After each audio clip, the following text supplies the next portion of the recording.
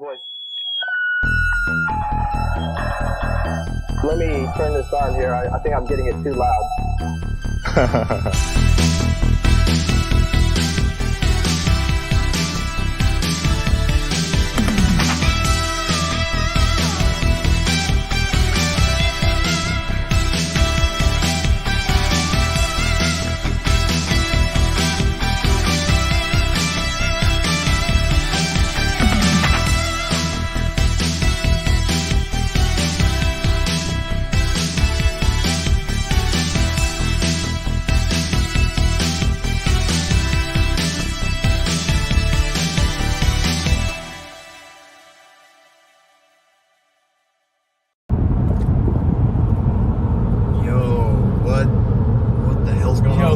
Slanted, dude. Look at his car. Look at he's gonna hit the fucking guardrail. Look at this shit. Isn't that fucking crazy? Yeah, have you ever seen Final Destination? Oh my God. Final Destination. Oh my God. Oh!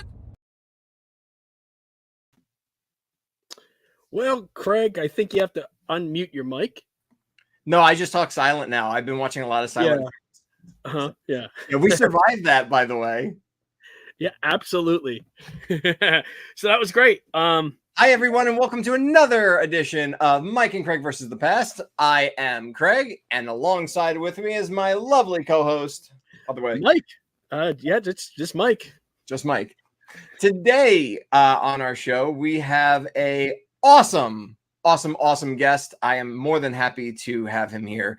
He is at Toy Store Guide, and we're going to learn a little bit more about his website and what his mission statement is very shortly. But first, we are going to talk about nothing. We're going to talk about where did we go? I was just about to say that. I was just going to let you roll with that, though. Actually, we didn't go anywhere. No, we went to a horror convention. Wow, that was just recent, wasn't it? I mean, it feels like it was just like a month ago. Was it a month ago? Or was it like a month and a half ago, wasn't it? No, it was like a week ago, 2 weeks. Was it a week? Oh God, man, time's flying. Time Really quick. Yeah, it's time work. But yes, so 2 weeks ago, we went to a horror convention in Naugatuck, whatever, Connecticut. No, I'm sorry if I butchered the hell out of that, but that's where we went. They don't even know the name of it. So it was 7 hours for me. It was a long drive. It was a long, tedious drive. So I drove up to Kreg. I picked you up, and on the way over there, there was mini adventures. And stuff like that. Yeah, I mean, there was all kinds of stuff that happened. Then I drove up to your house. When I drove up to your house, I literally, I was making a turn, and it was I did the whole trip. Everything was definitely fine, and I'm like, oh shit, I have to make the left. So I got in the left-hand lane to go make that turn, and right there was a cop. And then what happened? Turned around, sirenos were blaring and fucking everything. I'm like, oh shit. You know what I mean? Like, oh, this is exactly what I need. You know, I had and we have some exclusive footage of Mike getting arrested from that moment. What is drugs? What is drugs? What is drugs? What is drugs? So anyway. So it just turned out pretty decent. I mean, they were just pulling over because there's a guy sweeping your road. Out of all things, he was like, psst, psst, and the cops came over and had to siren. So I thought they were coming to pull me over. I'm like, what the so you can't make a left turn from the right turn lane? Come on, let me do it. So anyway, that's what happened. It was fine. We were at the Connecticut Horror Con. I went to catch up with some of my old, friends from Night of the Living Dead. This was unintentional that I'm wearing this, but I think all I own is horror movie clothes. So I got to catch up with my dear, sweet friend Kyra. There's a picture of her. She was the little girl in Night of the Living Dead who kills her mom with a trowel. I adore her to pieces. And then we went out for some drinks with that's Jim, that's you, me looking like a total tool, the lovely Judith O'Day and the lovely Kyra Schoen there. That was a great night. We had a lot of fun. You though, a lot of drugs. Yeah, there was and actually I got a trowel from Kyra. That was oh yeah, that's right. He makes those. Right. Yeah. So if you guys are Night of the Living Dead fans, check out Kyra Schoen's shop. She makes some stuff. And then we met CJ Graham, who played Jason in Friday the 13th, Part 6. That was you with him. You guys both had a lot more in common than I did. You guys were both in the service, and there's me looking like a tool. And then you were a little difficult on that trip, I thought. Right. Oh, how was I difficult? But please explain. Oh, so for one, this hotel that we were at, where were we? We were at the Wyndham. Yes. I don't know if it's because you had a drinky drink in you or whatever, but you had a very hard time with the incline stairs, and I was videotaping the whole trip. So yeah, I'd have to see. All right, so this is Mike going downstairs.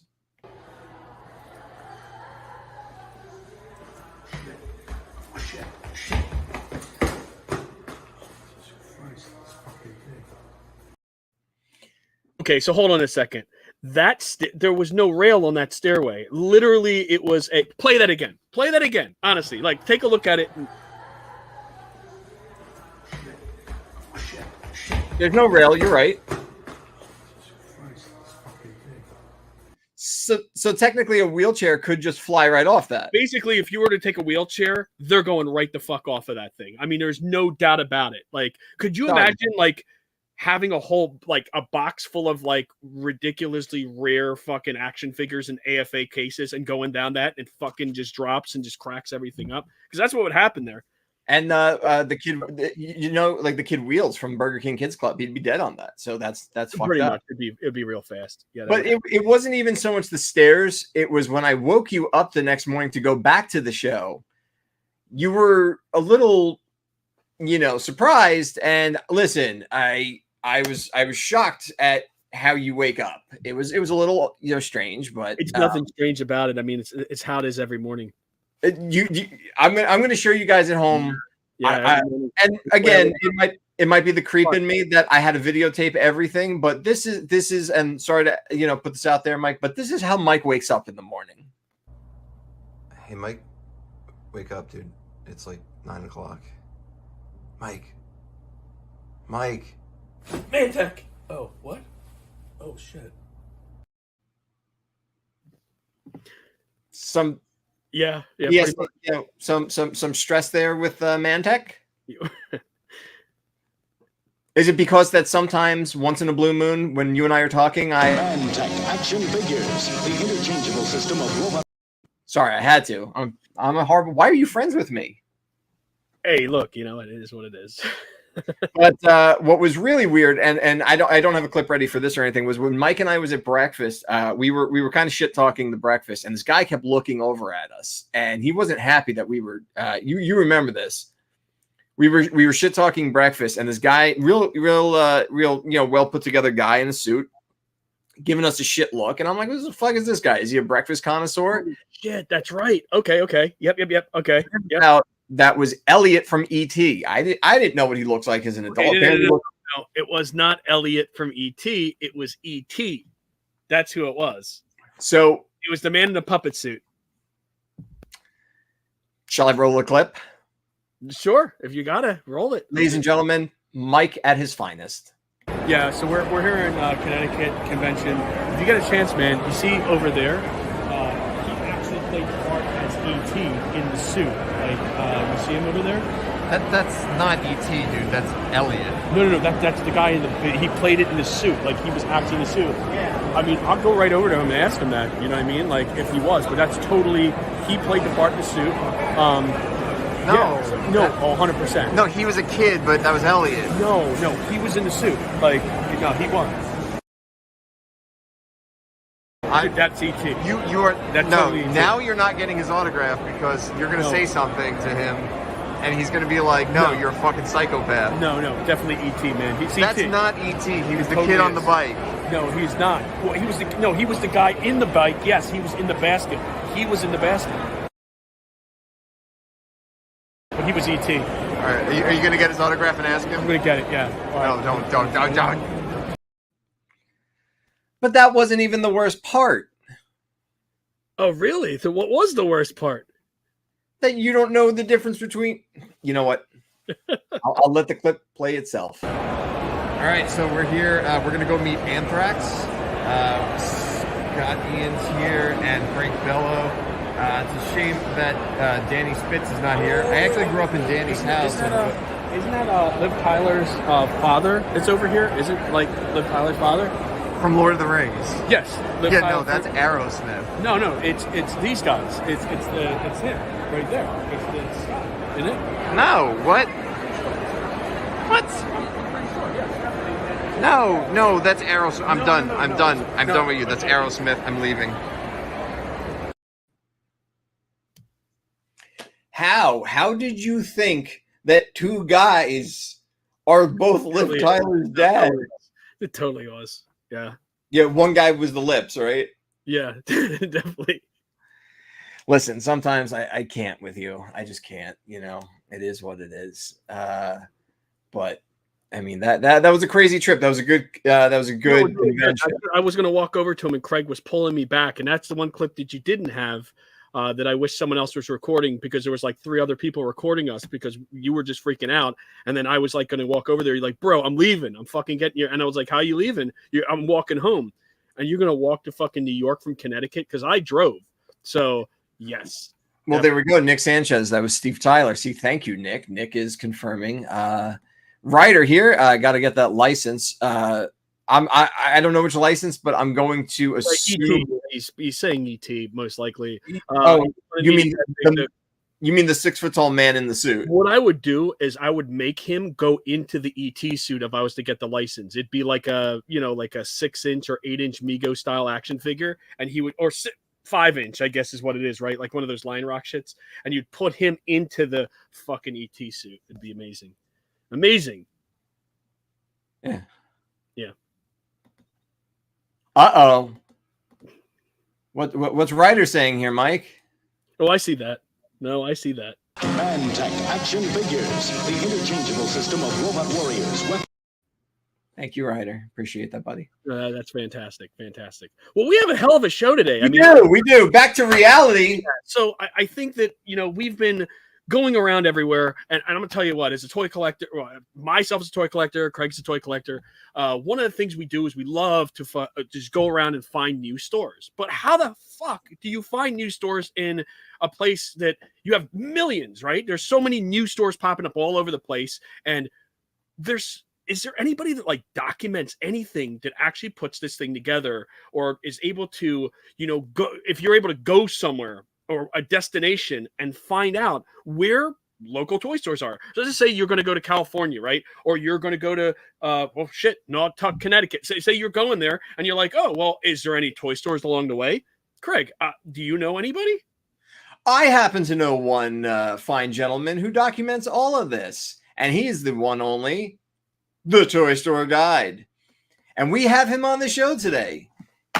And we're going to bring him on in 3, 2, go on 2. Hi, Dave. Wait, let me get this straight. Mike, you want to do a line of action figures where it's like characters and then you take off their heads and then the person's head would be underneath it? No, it's a whole bodysuit. The whole body. So you put the whole action figure into the bodysuit of ET. And then I'd have that guy sign it. I'd walk over to him and be like, can you sign this? And he would basically look at me and say, what the fuck is your problem? But sure, I'd sign it for $40 fucking. Yeah, it opens so many doors. You can't turn away from money, you know what I mean? Like, that'll be the whole thing, like, money's green, motherfucker. Let's do it. So anyway. Welcome to the show. Yeah. Thanks, guys. This is your first and only time, because after this, we're getting canceled after some of the most footage. Likely, I think, yeah. There's a lot of things going on. It's a matter of time before Mike and I are kicked off the air. I mean, you're gonna thrive because of all the cool shit you're doing. I guess you're gonna be great, man. That's gonna be awesome. We're just gonna be a fucking memory. You're gonna be like, you remember those 2 nutcases that you were on the show? Oh yeah, I don't want to remember that. And then you're gonna, I don't want to remember it, man. I don't want to talk about it.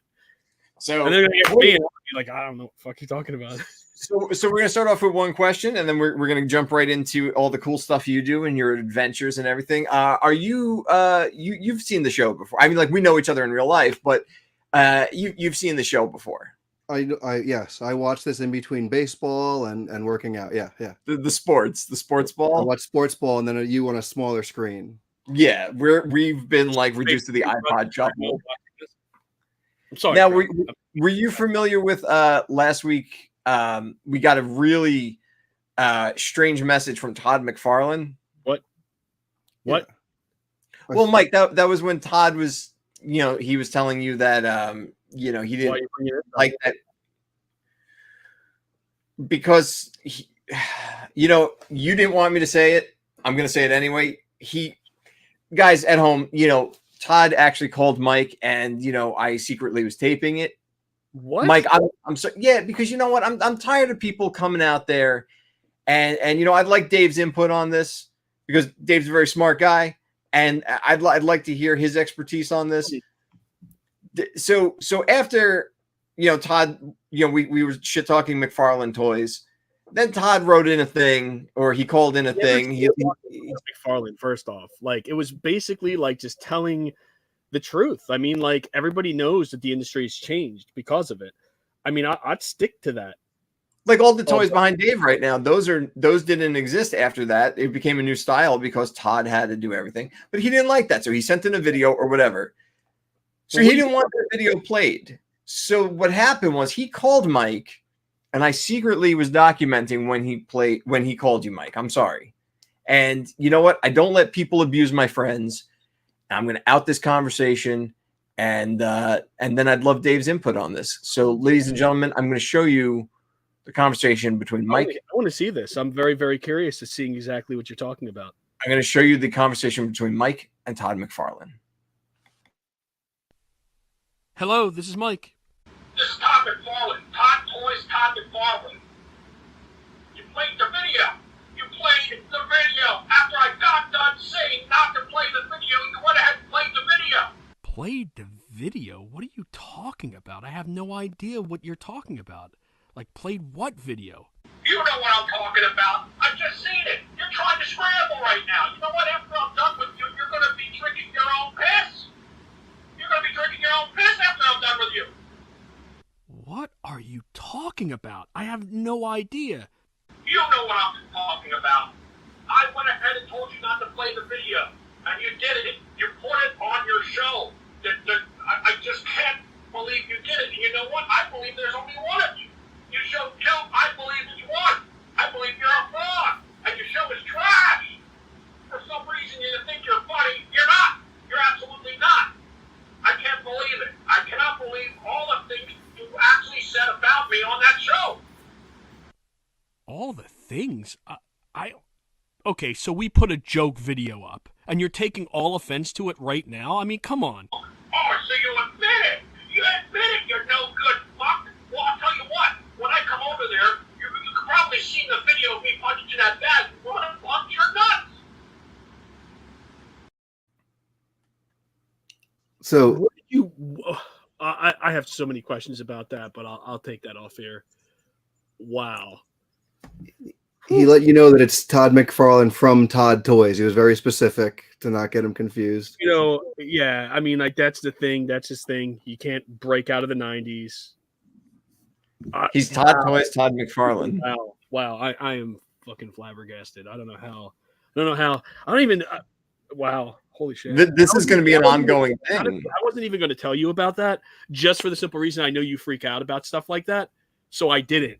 I don't know how the hell you got that. I have no idea. Listen, I have ways. I have drones. Dave has let me borrow his drone. He just hangs up. He doesn't even let you like rebut. He filibusters and then he hangs up on you. He doesn't fuck around. That's You ever see the video apparently that he was talking about was the one where he was punching the bag. You ever see that? Like, he was punching the punching bag. No. He trains, like, he fights, he trains. I don't know if you knew that or not, but he fights bags. Yeah, he doesn't fight bags. He's trained. He's a trained boxer. Like, that's at least what he's said. Like, yeah, that comic book guy. Yeah, that comic book dude. Yep. Mm-hmm. Yeah. That's all. He's just that guy. Right? Yeah. I tell you what. I mean, like, well, when he starts punching us and fighting us, we got Dave Toy Store guy to back us up though, because Dave's all muscle. Mm-hmm. I'm not even gonna flex because you would embarrass me because I can't get over that he calls you up. You're sitting in your closet, and he's gonna just attack you like that, and then he hangs up. He doesn't even let you rebut. He doesn't. Well, a lot of it out of context. Well, there was a little bit more to the conversation, but I mean, like, I guess that's where he wanted to stop at. This is going to turn into a thing, and Todd's going to keep coming because of some of the comments have said he's a bag fighter. He is. He's a bag fighter. He's pretty much. But anyway, moving on to our amazing guest here. So we're going to talk a little bit about ToyStoreGuide.com. So, Dave, when did you come up with Toy Store Guide? We came up with it a few years ago, but I feel like everyone you talk to came up with this idea, apparently. Everyone says, I wish there was a place where I can go to find stores whenever I'm out on vacation, wherever. And then we did the same thing. We were on a road trip, and we said we're trying to find toy stores. Google is no help. And then just so happens that we know people with like web development businesses, and we said let's make this happen. Yeah, and since you've launched this, I mean, the numbers have been going crazy. And actually, I've actually used the site myself because I was in Bumblefuck, Pennsylvania, and I was like, well, there's nothing to do here. I went to your site, and it was like boom, boom, boom, boom, boom, and I hit like 2 or 3 stores immediately. So, so thanks publicly for that information. So you as you're driving around. It's not just you, though. People can submit stores. Is that correct? Is that how that works? Yeah. So when we started, it was hard to even like explain to people, like to reach out. Or so we'd visit some stores around here. We did what we'd call research by going to like toy shows and conventions, talking to people. And then we had to explain to them what we were doing, show them like, well, hey, this is what we're hoping it can be. And it was like weird to get them. They thought we were trying to sell them something or marketing. But eventually it took off, and we added stores. And then throughout the pandemic, I was stuck at home, so we just kept on adding stores a bunch every day. And now I used to have to search for stores back in the day to like find them on Instagram. Hey, can I add you to this website? It'll be fun. And now the submissions coming in all over the world, all over the country, and we can't keep up.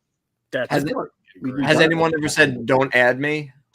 No one said don't know. No one's ever said that, but sometimes it's hard to get people to like answer you back. I think, running a small business, some people might not be great at Facebook, Instagram. Well, again, too, though, I think another thing is spam, right? I think a lot of people out there think that, you're trying to say, you're basically like, yo, I could put you on Toy Store Guide. And all of a sudden you're like, oh, what do you need? And then you have the thing that says, you want to make your dick bigger? Here are these pills. And they're just like, no. I don't know what happened. You see what I mean? Like, I've had things like that happen to me. But I'm telling you, everybody, if he's going to contact you, he's not going to try to sell you dick pills. Yeah, and we're not going to make your dick any bigger. Yeah, no. Let me be clear. It may actually, you may, you don't know. You never know what you're going to get here. There's no correlation or causation. If your penis becomes larger, it's nothing to do with us, as far as we know. Understood. But that's not, the Toy Store Guide is not FDA approved. No. That's why I can't say we'll make it. Yeah, definitely. Right. It's not financial advice either, but I get you. So you traveled the whole, like, you travel around too, right? I mean, you travel around looking for. Have you been to every store that you've gone that you list? No. So you're a fraud. I'm pretty much a fraud. Yeah. No. So yeah, we travel around. I mean, a lot of it was we were starting to travel more, and as you travel, often you go on some sort of vacation you're doing, whether it's Disney or wherever you're traveling abroad, and you say you're sitting there at the pool and you're bored. Well, now you have a place to go. You open it up. Okay, what's around here? And sometimes day 4 of a vacation, you'll drive 45 minutes to go to a toy store. I have. Yeah. Didn't you once drive through a hurricane or something to go to a toy store? Which one are you talking about? Okay, so you've done it multiple times. Yeah. Okay, I understand. I drove through a tsunami where parts fell off the car. That's what a monsoon. I drove through a monsoon. Dude, I want to hear about. You should put that on your site. That's Arizona. In your travels, I won't have you pick your favorite child here, but in your travels, have you ever had a favorite toy store that you frequently go to? You don't have to give names. No.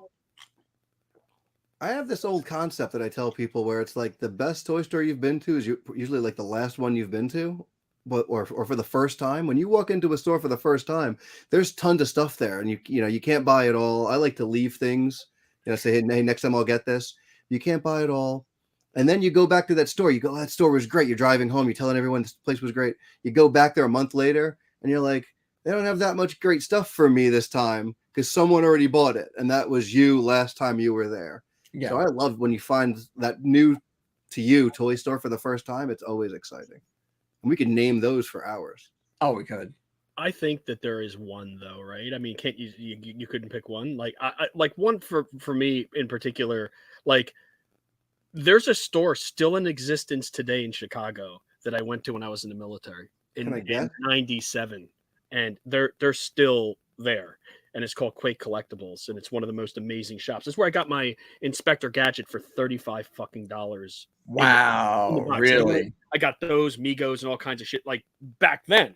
So I looked it up, and people were telling me that it's still there. Yeah. I said, fuck, after that much time, Quake's still there. And I mean, like, I've known vendors. I mean, like, I've been doing this for a long time. So I've started doing this when I was 6. So I've known flea market vendors that have major toy shops today that are like fucking ridiculous. You know what I mean? Yeah, that's one that really stood out for me, is something like that you could remember so many years ago that's still around today. And that's how you could tell, like, the shit that they have is good stuff. From what I could tell, Quake is as crazy as they've ever been. The place is packed. I know people that go from LA just to Chicago for Quake. There's another store in Chicago that's awesome, Smash. Yeah. Smash Collectibles. Place. I mean, so there's places, and you can't see them in real life, maybe. So you see them on this website, and you say, "Hey, I'm going to plan a trip to Chicago," because you know there's 15 toy stores in that town.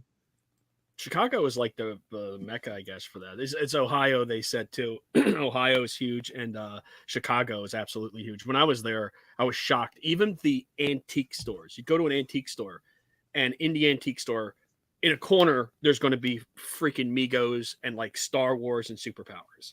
I was like, what the hell? And that's going back years ago when this shit was unheard of. Like, it was unheard of to see, that type of stuff. It was Beanie Babies and fucking baseball cards that you would find around, and people were like, oh, we got the newest Beanie Babies, And that's when that shit hit the news. Those all held their value very well, by the way. Very much so. And even when China copied them, it turned out to be even higher. They actually did very well. If you have those today, treasure them shits, because like that's something. I mean, the greatest retro toy store I've ever been to, it no longer exists. I actually have a picture of it. It's called Outer Limits. Dave, I'm sure you've heard us talk about that 100 million times. Yeah, it closed down before I came out to Jersey, so I never got to go to it. It was amazing. It was like just everything you've ever wanted. Like it's what every toy store should be. It's everything you've ever wanted from all around the world at rock bottom prices, because the guy was just such a cool dude. He's like, I don't give a fuck.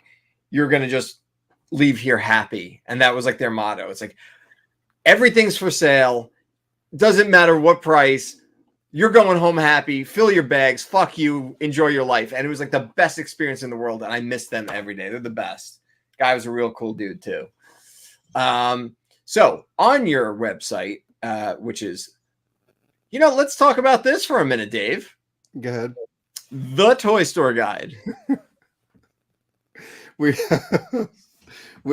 don't. Is it the Toy Store Guide? Is it Toy Store Guide? Is it the Toy Store Guide, or is it like Batman or the Batman? You know what? Thanks. I'm going to use that from now on. I was going to go with whatever you call us, as long as you call us. I guess it's Toy Store Guide because it's toystoreguide.com, not the toystoreguide.com. All right, so this year's fraud. That's probably fraud, but maybe, I don't know.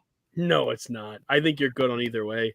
I think the Toy Store Guide, I think that the reason why you would do that for, so if someone doesn't come out and say, well, we're the Toy Store Guide, you're like, motherfucker, I'm Toy Store Guide. You know what I mean? We're both. Like, what do you want? Yeah, so I said the real Toy Store Guide. Yeah, I sent Kreg 3 cease and desist for opening the real Toy Store Guide, and he had like a slide. It was a whole thing. Yeah. I'll be Filmation's The Toy Store Guide. Yeah. So what people don't know is if you go to the Toy Store Guide, you have a lot of different options on the website. It's not just go here, go do this, go do that. So you start off with a map of the USA. Well, actually, this is not a globally thing. This is USA for the moment, correct? We have an international section, yeah. I don't know how to use anything because I'm actually still using AOL 3.0. The gag is never going to stop. I just don't understand why you still use that, but okay. And Real Player and all this. Yeah, I get emails still from Kreg, and I'm like, dude, you can just go ahead and Facebook that to me. And it's like, the email is just weird because it has like weird signatures underneath of it, and then it's like follow MySpace, and I was like, dude, you don't even have a MySpace. What are you doing? Like, what is the reason for all this? But anyway, go ahead. I'm sorry. I'm just No, because it doesn't matter because now I've got mail incoming. Wait, is now a good time for me to update my OS? What? Yes. So, okay, so it's a map. Let's use this for the U.S. here. Okay. So apparently in the upper quadrant, there's not a lot of toy stores because There's no stores there. There's no states there either. And in the inside, but you see that belt through Ohio? That's what Mike was talking about. With like that's the Mecca. There's just a whole line. It's insane what they get in Ohio and Cincinnati and Columbus. So all the whited out states were pretty much nuked off the map, right? Yeah. Like those were the ones nuked from orbit. I'm curious, man, if someone in those states is just like, shit, you can capitalize on something kind of interesting there. We should just like reach out to some just independent person that kind of likes toys and say, hey, man, you know what you should do? Like Alaska doesn't even fucking exist there. Oh, Alaska. No, you can't even go to a toy store. What are they going to sell to people? Ice? Oh, did you know, though, the moment you get over the border in Alaska, they hand you $300? Yeah. I didn't even know that. I had no idea. When you go over there, if you're going to live there, they hand you $300. They're like, yo, have a good life. And you're done. Well, it's to buy cigarettes. I don't know what it's for. Maybe to start a business, maybe to do something, but open a toy store. Possibly. You know how kind of amazing that would be? And then you have a red dot right on fucking Alaska right now.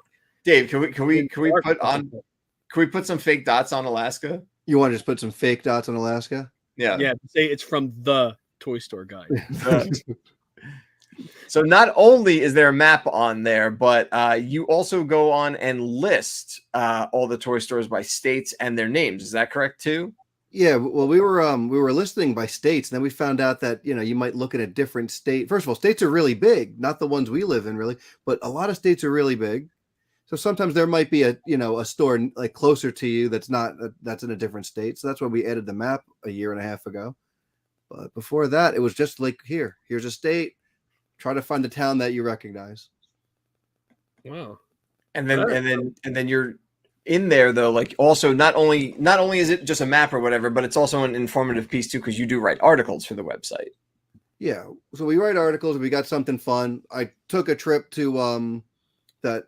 Let's say people thought was to see Lady Gaga, but really just to go see a bunch of toy stores. So we took a little road trip to Hershey, PA, and it's even there. You start to get into that middle of Pennsylvania, and that's like a little hub, and that's getting almost to Pittsburgh, where all the crazy toy stores start.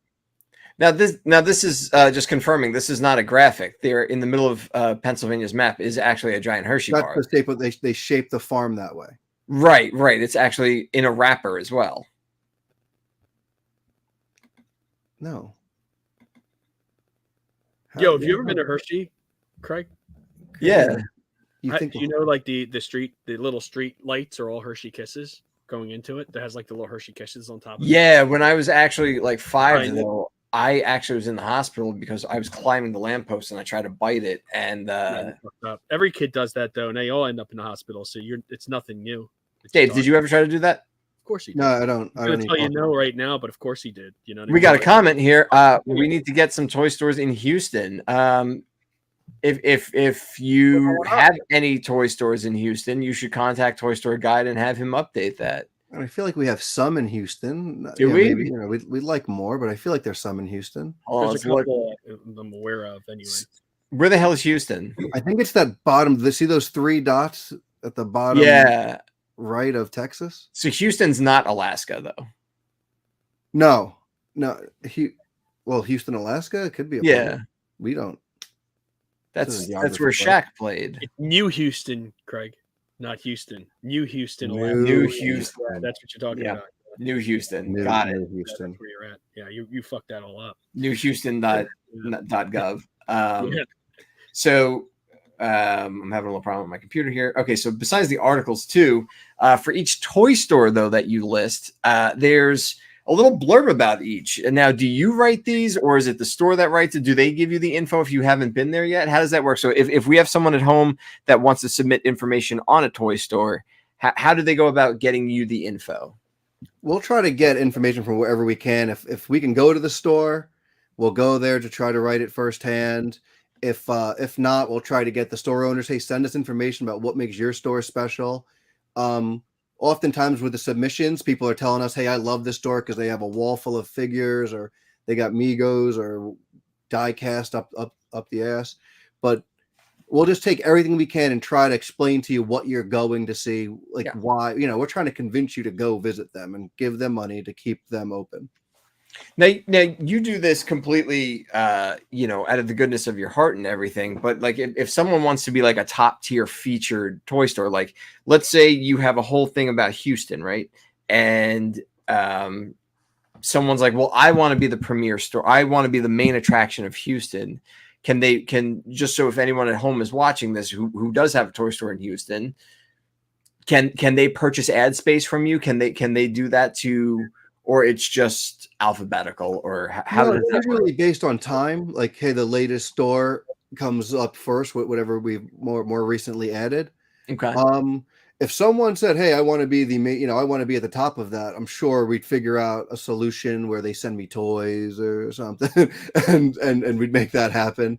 But mainly it's just, hey, this is the latest store, and you kind of scroll down in order of when they were posted. So everyone who has a toy store and is watching this and would like to advertise your store as the #1 store, send Dave toys. I don't have any toys. No, I mean, behind him is it's a green screen. Yeah, it's a green screen. Yeah, that's pretty much you created that, Kreg. So you told me to make this my backdrop. I did. We created that in Photoshop. Well, you did.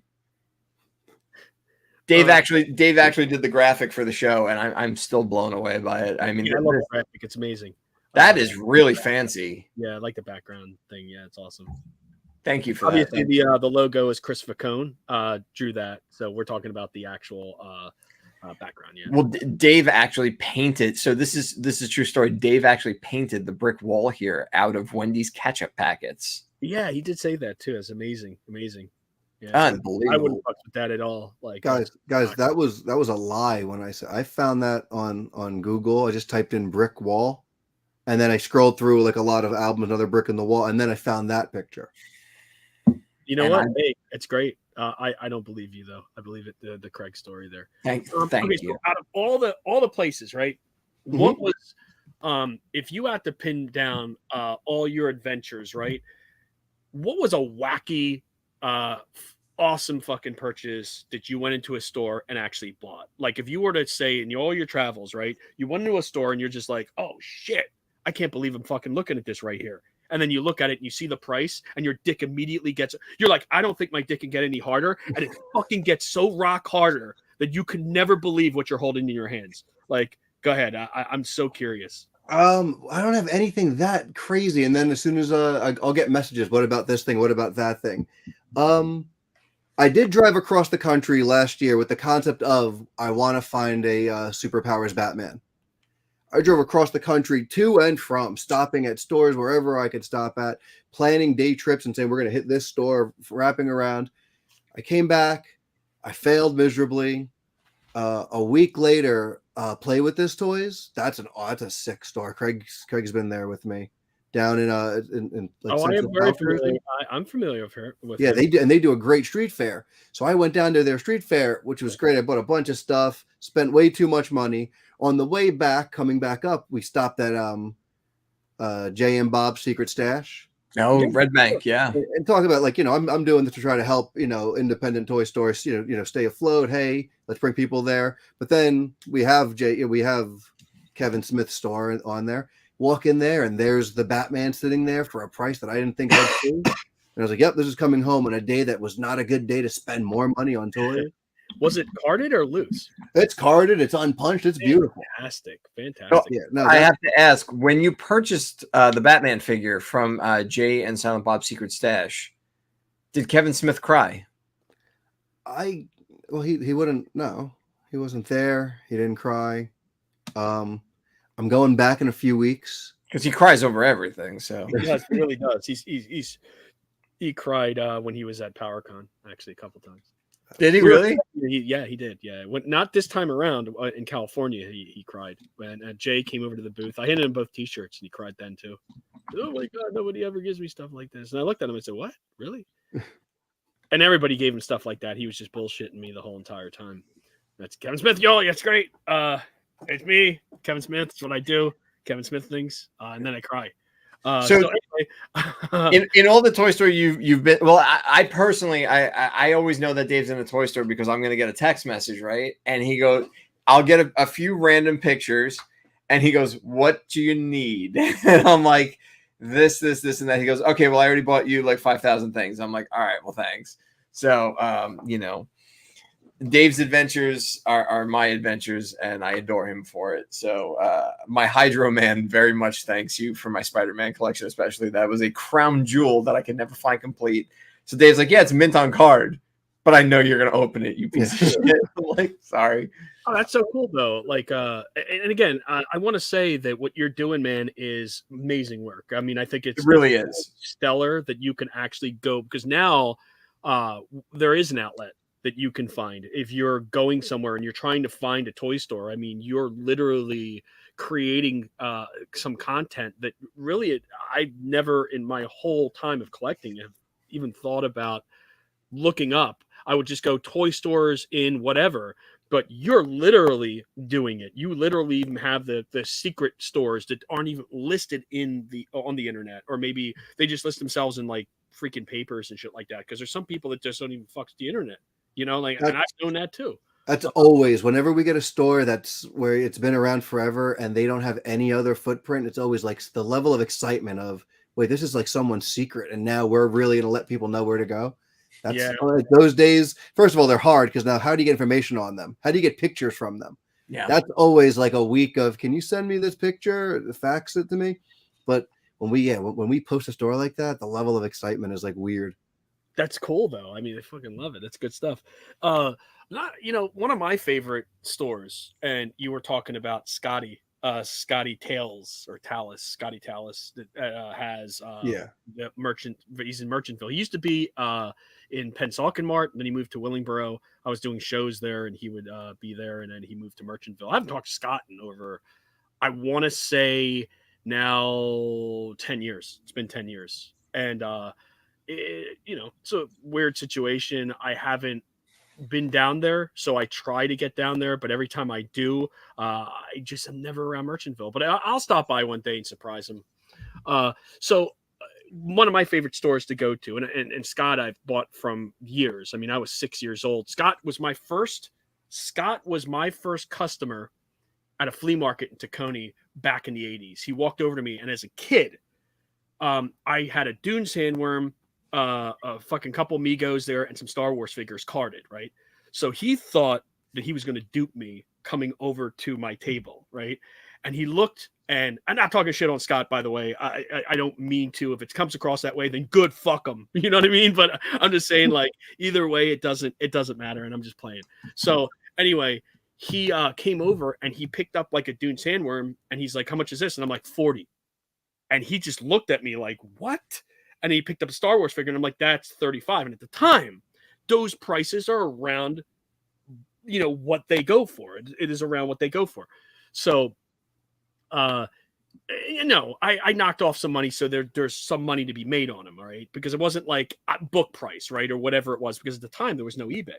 Right, eBay came in the 90s, and here I am, like, selling this stuff. This is way before like Toy Shop magazine was out there, where there's a big newspaper, right? You'd go through Toy Shop, right? There's this big magazine that you would go through to find toys, and at one time I was going in that. But so he purchased. Well, first off, he looked at all this stuff and he walked away, thinking like, I'm not going to touch these. So when he came back and ended up buying like everything that I was selling. He realized it was actually good prices, and you're not going to get them for like $20 or $10, so you can make 150 on them. You know what I mean? Like, I'm sorry, but I know what these are, and I'm also a collector. So at that point, I ended up going to his shop and finding him in a shop later on, and becoming, pretty good friends, over years of just doing things. And like I said, I haven't talked to him in years, but I heard Merchantville is cool. Like the street fair is cool. I heard that the stuff that he does. But getting away from that story, I actually, one of my favorite stores that I went to was in Teaneck, New Jersey, and it was back in the early 90s, and the place was called Plastic Dreams. Oh my God, I remember that. Plastic Dreams was selling cartons of Masters figures, like cartons, literally cartons. I was buying them by the carton. I would buy a carton, $35 a figure. Wow. You had Series 3, you had Series 7, right? Like, so you would get like Sorceress. I had Sorceress. I actually have my Sorceress from him over there that I kept. I sold the rest of them, but I still have a Case Fresh Sorceress that I pulled right out of the carton, right? So there was Mesquitors. He had Case Fresh Thundercats, like Mongor. He had Rotoro. He had like a bunch of different figures, just like pulling them, right? $35 a piece for those, and he was all the way across the board. He bought cartons and cartons of stuff. So it turned out that over years, like people started getting to know this shop, and then one day it was just vanished. It was done, and they said that I was like, "What happened? What happened?" Nobody really has a true answer. And there's a lot of shit talk. You got to understand, like in the toy store world, right? And I know you don't know this, Dave, but I'm going to tell you this. In the toy store world, there's a lot of fucking assholes, right? There's a lot of assholes that run these shops. They're jerk-offs, right? And these jerk-offs, and these people know it that are listening. They're probably like, oh my God, he's hitting the fucking nail on the head. Nobody touches on this because they're afraid to say anything. Well, ladies and gentlemen, I don't give a shit about anybody out there. Interchangeable system of robot warriors, weapons, and support equipment. What I'm saying is this, like, so the shit, you just threw me way off of like what's going on here. This was getting juicy. So basically, they fight each other. So if you're in a territory, right, and you're in a specific territory, they think they're fucking toy mafia down in New Jersey. And I've heard this stuff before. Like they're fighting. You can't be in my area. You can't put a sign in my area. It's like work together, and everybody's going to prosper, right? Yeah. Like Zolo world, we work together, everybody prospers. You know what I mean? Like that's the way shit is supposed to fucking work. It isn't about like beating each other's faces together. Like what you're doing is fucking awesome because you are bringing the whole universe together, and they can't stop you. They can't turn around and say, you motherfucker, Dave, you son of a bitch. You know what I mean? I'm going to tell everybody you're selling penis pills. How do you like that? How do you like that? I'm going to tell everybody you're selling penis pills, and they're not going to come to you. But the whole point of the matter is that like these people are out there, and I'm told these stories all the time by local people that own stores. They're like, such and such said this, such and such said pulled my signs out of my backyard, such and such said this, and it's like, oh my God, you know. So I'm not trying to make it where, like I said, it's a very dank industry to get into. And if people are thinking like, oh, I'll just open up a toy store around the block, make sure around the block that someone isn't going to come and smash your fucking windows in when you actually do it, because I've heard it happen. I've seen it happen where people set up their shop and all of a sudden it's vandalized and they're like, what the fuck happened? You know? And these are by other seedy fucking people that do the same shit. Like, and I'm positive there's going to be stories. There's positive that there's people is like, oh my God, he's fucking nailing this. Like he's actually telling a story that literally happened around the corner. And there's people that go through this. And there are so much problems that happen with this whole endeavor that, and again, this isn't just a story. This is real. This is real shit that fucking happens. I don't know. Have you ever heard of anything like that? Well, I'll tell you that it's very polarizing. There's two kinds of toy store owners from what I can tell. And there's three types of toy stores from what I can tell. But and some of them that do not, it's a battle. It's them versus the world. And then there's the other ones. Since you went negative, I'll try to go positive because I try to stay positive. There's toy stores, and I don't know, maybe they're doing so well, or they do believe that, a rising tide lifts all boats. So Columbus, Jason at Big Fun Columbus, no one sent me. Actually, that's a lie because I can name someone, Captain Caveman up in Maine. He's every other day. Hey, do you know this store? There's toy store owners sending me stores every day. This guy's right about to open. This guy just opened. This guy's awesome. You missed him. And if you look at those guys, usually they're doing amazing. They're hitting home runs left and right. So maybe they don't care about the enemy. They don't consider you. Together. I think it's the fact that they work together. See, the problem is these people, and I'm going to tell you who they are. And I'm not going to say who they are, but I'm going to tell you the mentality. It's called scavenger or bottom feeder mentality, right? The toy store owner goes ahead and scavenges other people that's around. And if they're the scavenger, right? And there's a scavenger tendency, right? Or I would say that there's this scavenger behavior, right? That they have. Like if you're at a flea market, what did you get? What's in your bag? What did you get? Oh my God, what did you get? I've had this happen to me. So I stopped going to those flea markets because people started becoming scavengers, right? They have It made you uncomfortable too. Very uncomfortable, but they do it on purpose because they don't want you there. They don't want you there. They want to get that shit so they can sell it in their stores. That's the whole reason why they do it. Why do you think they do it? You know what I mean? Because they want to flip their fucking ribs and suck their own dick. That's the reason why they do it. They're like, I could suck my own cock in front of everybody that's out there, and it doesn't fucking matter because I'm going to have this toy and you're not. And I'm going to make you feel uncomfortable about it. You know why? Because I'm going to suck my dick in front of you right now. And I'm like, no. Don't do it. Don't do it. Stop. So anyway, I'm just saying this. Mike, you went so Bob Saget there that it was amazing. So anyway, the view count just went whoop. Like, wait a minute, what is this guy doing? So all I'm saying is that like this mentality, right, that's out there, it fucking like you're right. It's polarizing. You have people that's going to boost everybody up, and you have people that just want to just shrink it for themselves, not realizing that that's not the way shit works. Because of people like you, it works because now you're forcing that object. You're forcing that fucking square peg into that round hole. You're like, fuck this shit. It's going in. And you make it happen. And that's even at ZoloCon, a lot of the guys who actually, they're not just random street vendors. They actually own stores. If you don't have an item they're like, hey, what are you looking for? And you're like, Clash of the Titans. They go, oh, well, such and such store, 3 booths over, they have that. Why don't you check in with them? And it's really cool that they're helping each other. And at the end, they're both making money because now I want to give people money. 100%. Yep. Our store, the concept is if I'm going to leave my house and go to a store, or I'm going to drive somewhere, I don't want to go to one store. I want to go to 3 or 4 spots and then circle back. But and that's Long Island. You can do a Long Island road trip and end it at Time Warp in Lake Grove, who is always at ZoloCon. And the same guy, he'll tell you, wait, go over here, talk to this guy. Hey, I'm looking for this. Hold on. I think what's-his-face just picked one up. Because they all work off, and that's the thing, too. They get crazy if they're not getting enough. They need trade-ins. That's how this whole market works. Yeah. People trade in, and they upsell it, and it's a beautiful thing. And if they feel like if you're getting the trade-ins, then they're not going to have stock for next week. I'm going to tell you a secret. I'm going to tell a secret to a lot of these toy store owners that they probably don't know. And they're probably like, well, what the fuck are you talking about? No, this is years of experience here. The secret is getting in with the independents, getting in with the people that have like low numbers on their toys, the people that produce very low, and then get in with those guys because they don't go to corporate fucking people. They don't go to the corporate entities to basically sell to them. Because, you go to those, you can look them up anywhere you want online and you can find that shit. Go to the stuff that not everybody has. Yeah. Use that as your piece that you're doing, right? Because this is the boost up, right? This is the way you boost things. Keep it unique.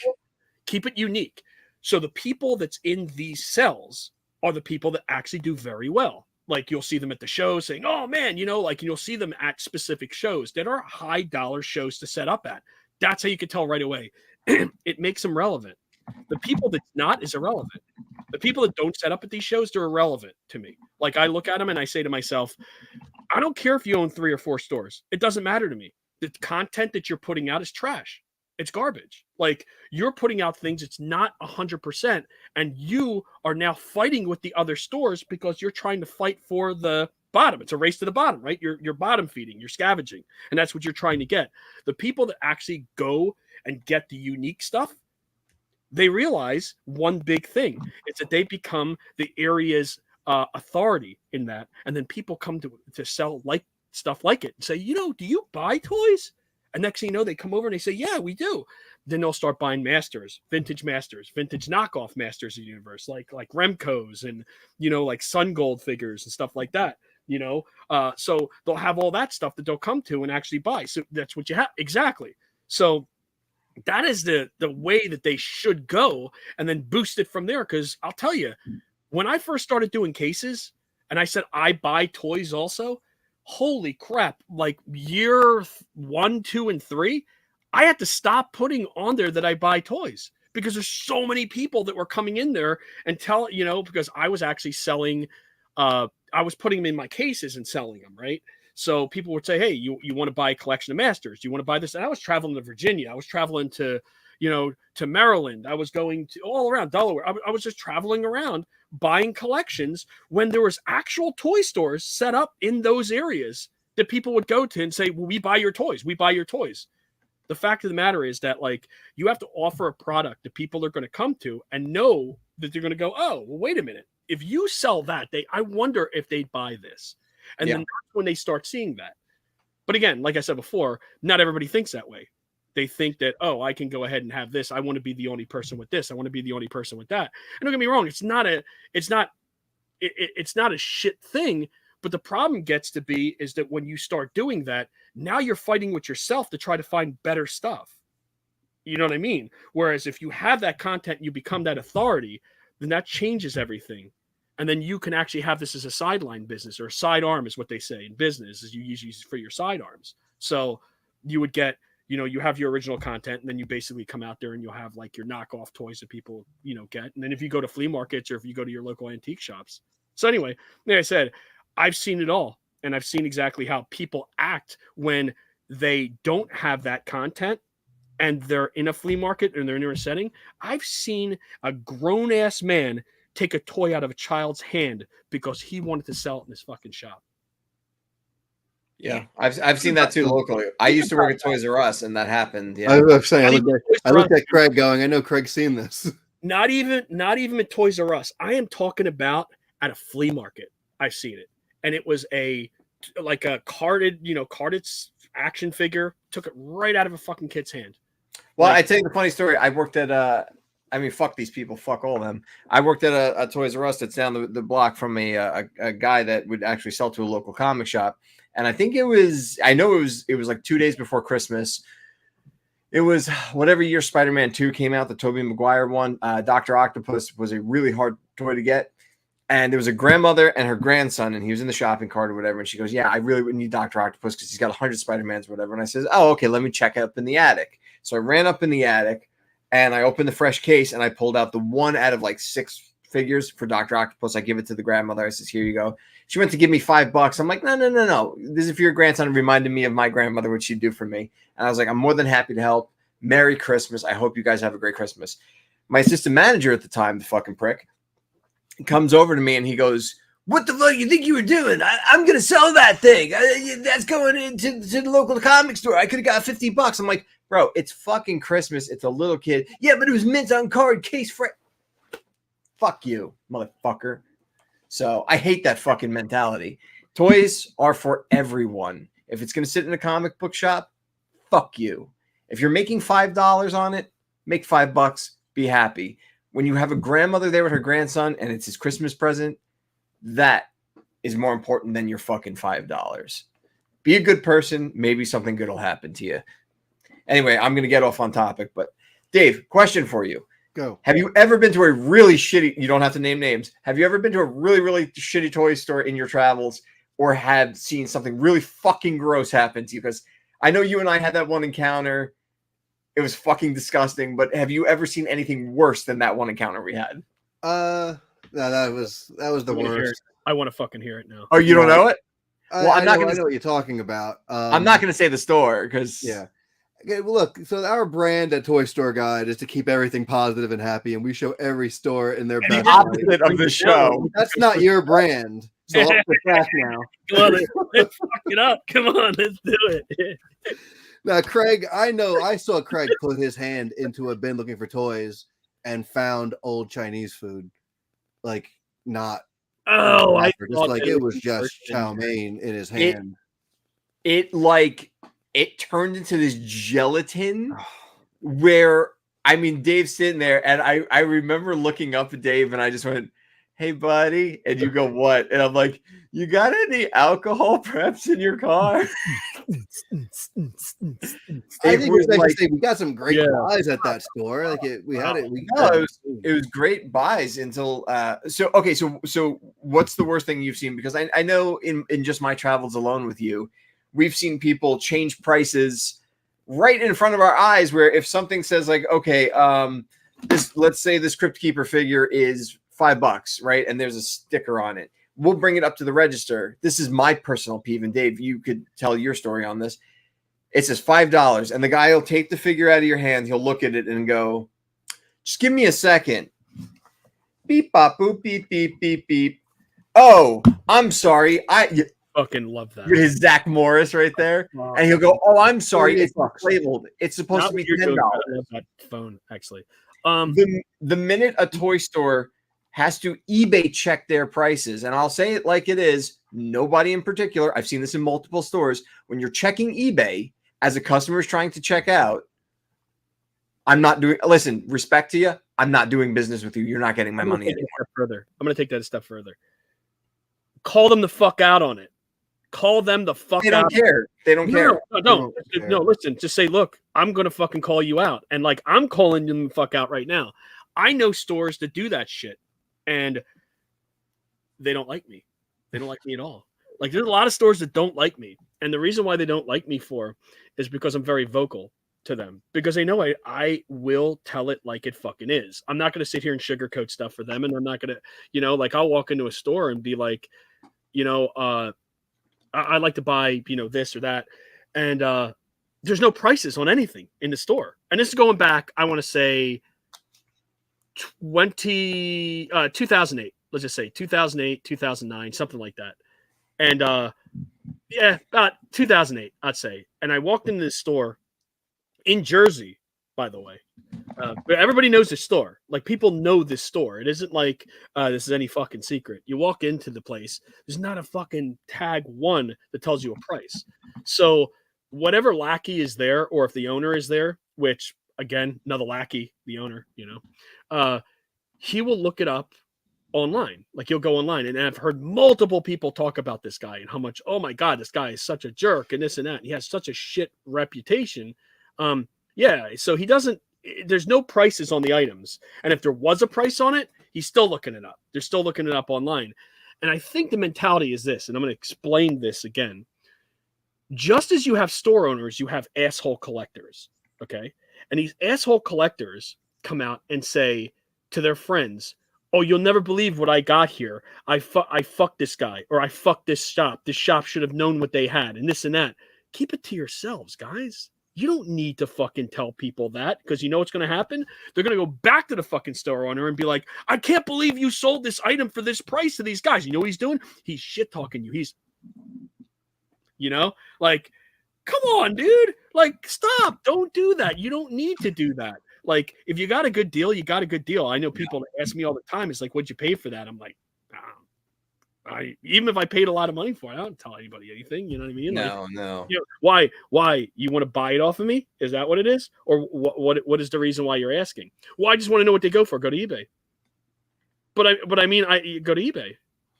Like, I don't understand. So the issue becomes that these people might have been slated a number of times, but this guy's genuinely asshole. He didn't blossom into an asshole. He was born an asshole. Like, literally, when he came out, they were like, "Oh God, you got yourself an asshole." And he grew up into this fucking toy store owner. You know what I mean? And it's amazing. This fucking hobby is amazing. It's amazing. Crazy. Yeah. But it's a some fucking stores. Did you have any of that happen to you, Dave? Well, some stores treat things as a commodity, and I guess, all the best for them. I think it's weird to do it in front of someone. I don't like it. I like the idea of going to a store, walking down, kind of pretending like my mom, like it's back in the day where your mom or dad give you $10 and I can get this or two of these. And I kind of try to like not buy too much at one time, though people might call me a liar right now. So I like looking at a store saying, "Okay, I'll get this today and come back." And it's hard when you go to, a store and I'm like, "Well, I'm not even going to ask about this." For me, I like stores that are priced. That's my idea of like the nostalgia of going to a store. Yeah. Also, I don't haggle at a toy store. No. I don't haggle at Kohl's. I don't haggle at a toy store. I go to a toy show or a convention. I'll say, "Hey, what about, can we do something?" I don't know how to do that at a toy store. I've seen people do it. I know toy store owners that think they think that's fun. They tell me, "You know what? It's so much fun when we do it. Win or lose, it's a part of my day. It's a good time." But they're negotiating a price, right, Dave? Though, but they're negotiating a price, right, to buy it. Yeah. Like they're coming to you. If you're coming to them with a price, they're not giving you your price. Well, especially if you buy in bulk. You're mad if you think that's the case. No, we're going to give you top dollar. We're going to give you top dollar. Then what's top dollar? Honestly, what's top dollar? If you're coming in with a mint on card collection of fucking Star Wars figures, you think you're getting top dollar for that? No, you can take that shit to eBay. You're gonna get top dollar for that. If you take it to a toy store, you're fucking lazy. You are fucking lazy. Sell that shit online. And I hate to tell you that, guys, but don't get upset when that toy store owner makes $20,000 off your collection, you know? And I'm not shitting on toy store owners. I'm not trying to do that because I know it's a business too. It's a huge business. But again, toy store owners, listen to me. Listen to what I have to say. I'm giving you the recipe for success. Get in with the independents, sell the independent stuff, start there, and then work your sidearms. Look it up on, if you don't understand sidearms, Google it, and you'll learn about business, okay? And business. Now they're going to start buying guns. Buy guns. Fuck it. Yeah, there you go. Sidearm. I have seen a guy who has his stuff priced, and then still when you go up, you got to figure out like codes on the stickers. Yeah. When they go, oh, that's the date that he looked it up, and he wants to look it up again because that date's from a year ago, and he wants to see what it's going for now. So price stuff changing prices. Yeah. Look, mom and pop stores, I love them. I'm telling you that right now. I love the fact that the mom and pop stores are out there and they're fighting the good fight to do this.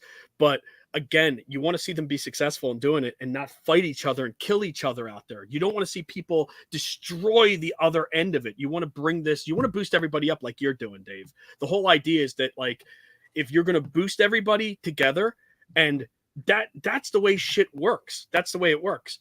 But I think that the main problem is everybody sees everything as a competition. The moment you see something as a competition, you've already lost. You've already lost. You should never be competing with anybody but yourself. But since you started Toy Store Guide, though, you've actually had and I've seen firsthand, you've had a lot of really amazing positivity. Besides a few bad apples here and there, you've brought a lot of people together too, and even a lot of celebrities have noticed. All the hard work you've done and given you really good feedback and everything. And I mean, just the adventures that you go on. People, when you and I have walked into a toy store and you go, "Hi, I'm Dave from Toy Store Guide," they instantly want to know more. They want to be featured. They want to talk to you. They want to hear your mission statement. I'm going to be Dave from Toy Store Guide now every time I walk into a toy store. Here we go. Like, hey, I'm Dave from Toy Store Guide. You're going to be like, what? I got this website. I'm going to play this shit that this guy did to my friend all the time.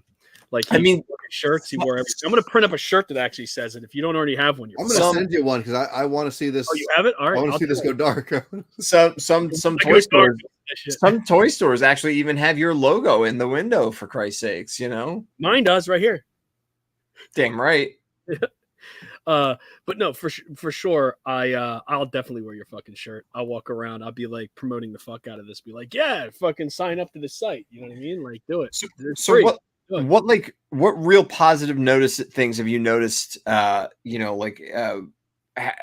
Being featured. Anybody of note that wants to work with you on the site yet? Any collaborations yet? Nothing that we're ready to announce. You're right. Like it's great how it's starting to grow. After like a year or two of adding stores, trying to build up a database where it could really be a really useful way to help people find stores, help stores be found, travel. It's good. The Toy Book magazine and just released an article about what we did, and they put us up there with the Nacelle company, who does the Toys That Made Us. Toy store near you. And they do an awesome thing where they do like a passport. I don't know where my passport is. They do a passport, and then they list toy stores that you can go to and get it stamped. And that's just, I mean, they have such a far reach. And then it was just crazy to all of a sudden get, to do an interview, and then a month later, see, hey, you're in a magazine with the likes of Brian Volkweiss and the Cell Company. They make, comedy and tons of TV shows for Netflix and Disney. And then I'm sitting there at work, and I work in a school, and I'm waiting to get picked up from a high school. And this guy's traveling the world, doing very important stuff, making a ton of media. I go, yeah, we should be in the same article together. That's funny. That is it's like peanut butter and jelly. It's peanut butter and jelly. Those guys at the Cell are doing some really good stuff too. They are bringing back. Speaking of independence, there's another one that they're trying to help independent toy stores. So they're making toys now not unlike yourself, Mike, and they're giving them first rights to independent shops. Yeah, I think the independent shops are and we did the same thing. I mean, I don't support corporate, and like I said before, I may be fucking really harsh, when I say stuff, but I just spit truth. I mean, like that's a lot of it is experience, raw experience since I was 6 years old, watching people get fucked over and over and over again, and one of the things that I've said, and not just with the whole corporate mentality, like I said before, it's a race to the bottom. They just try to undercut all the people that are trying to, I'm not going to shit on Diamond, right? Because I like Diamond. I like the way that they have shit.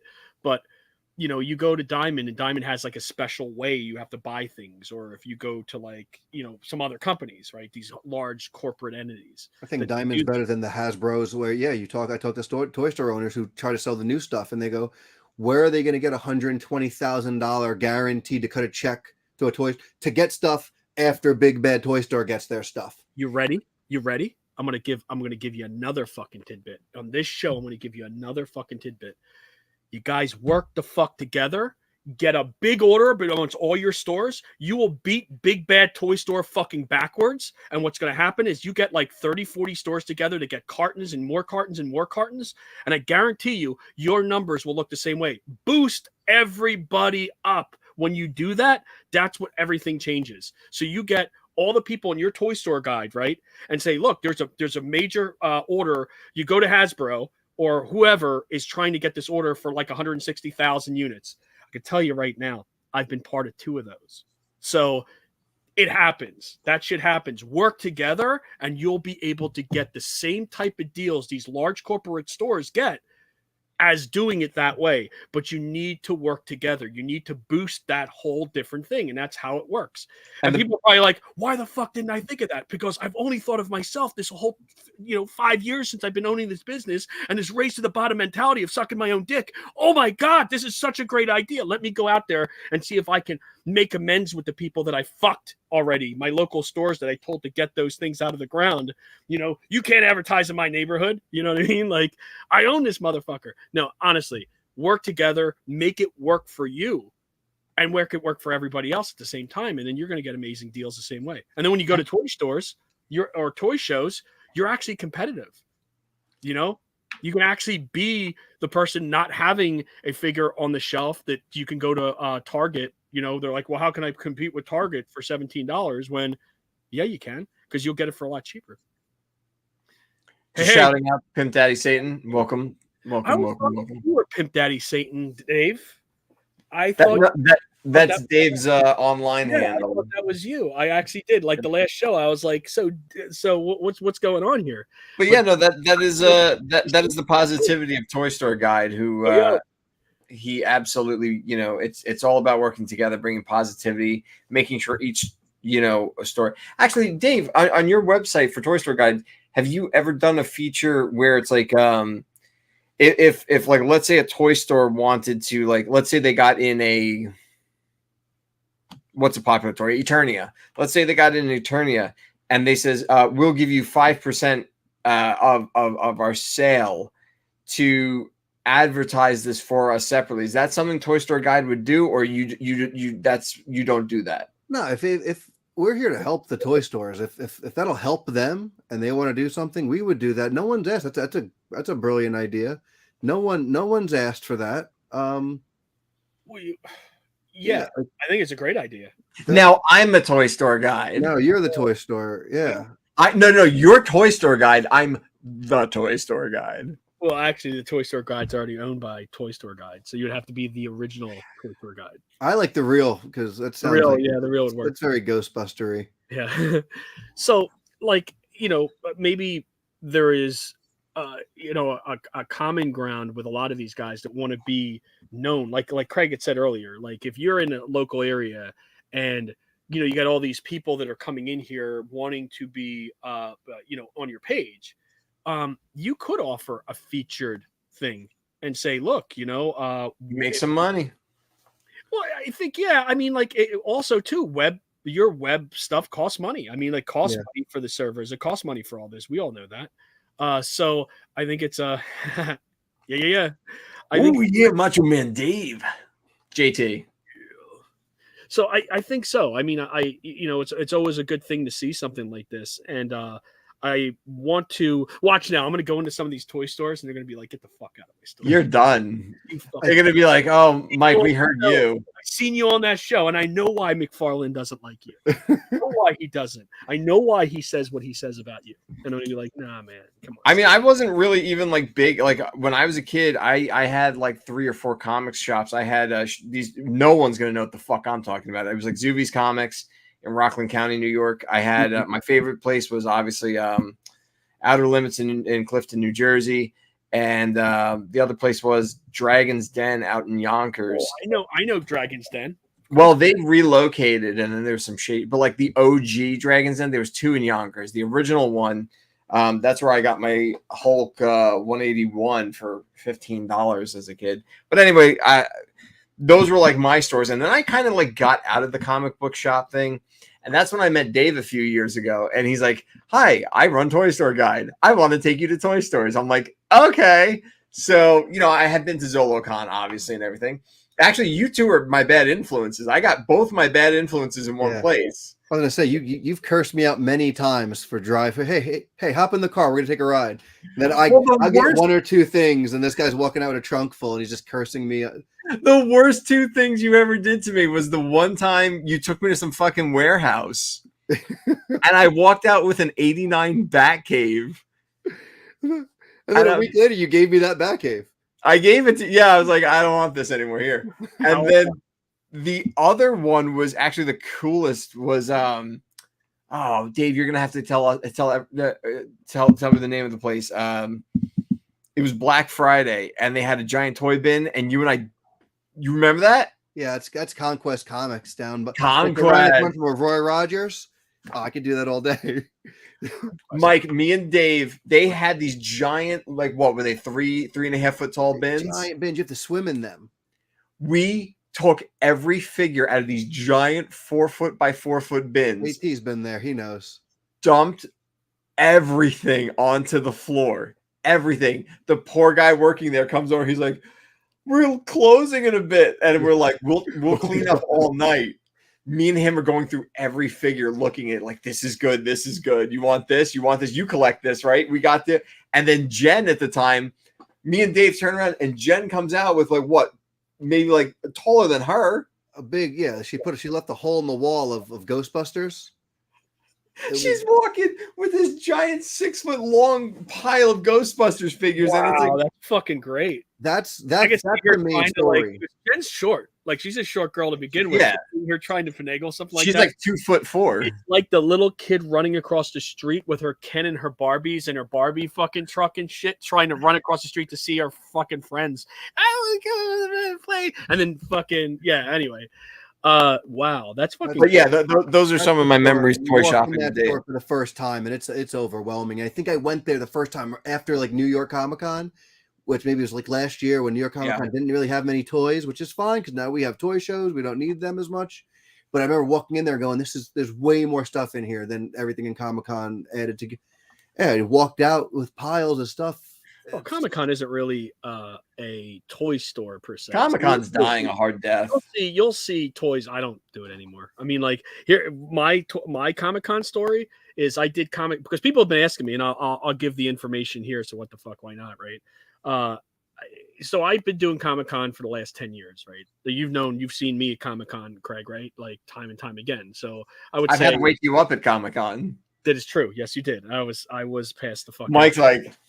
Like, did you sleep? No, I think I peed myself.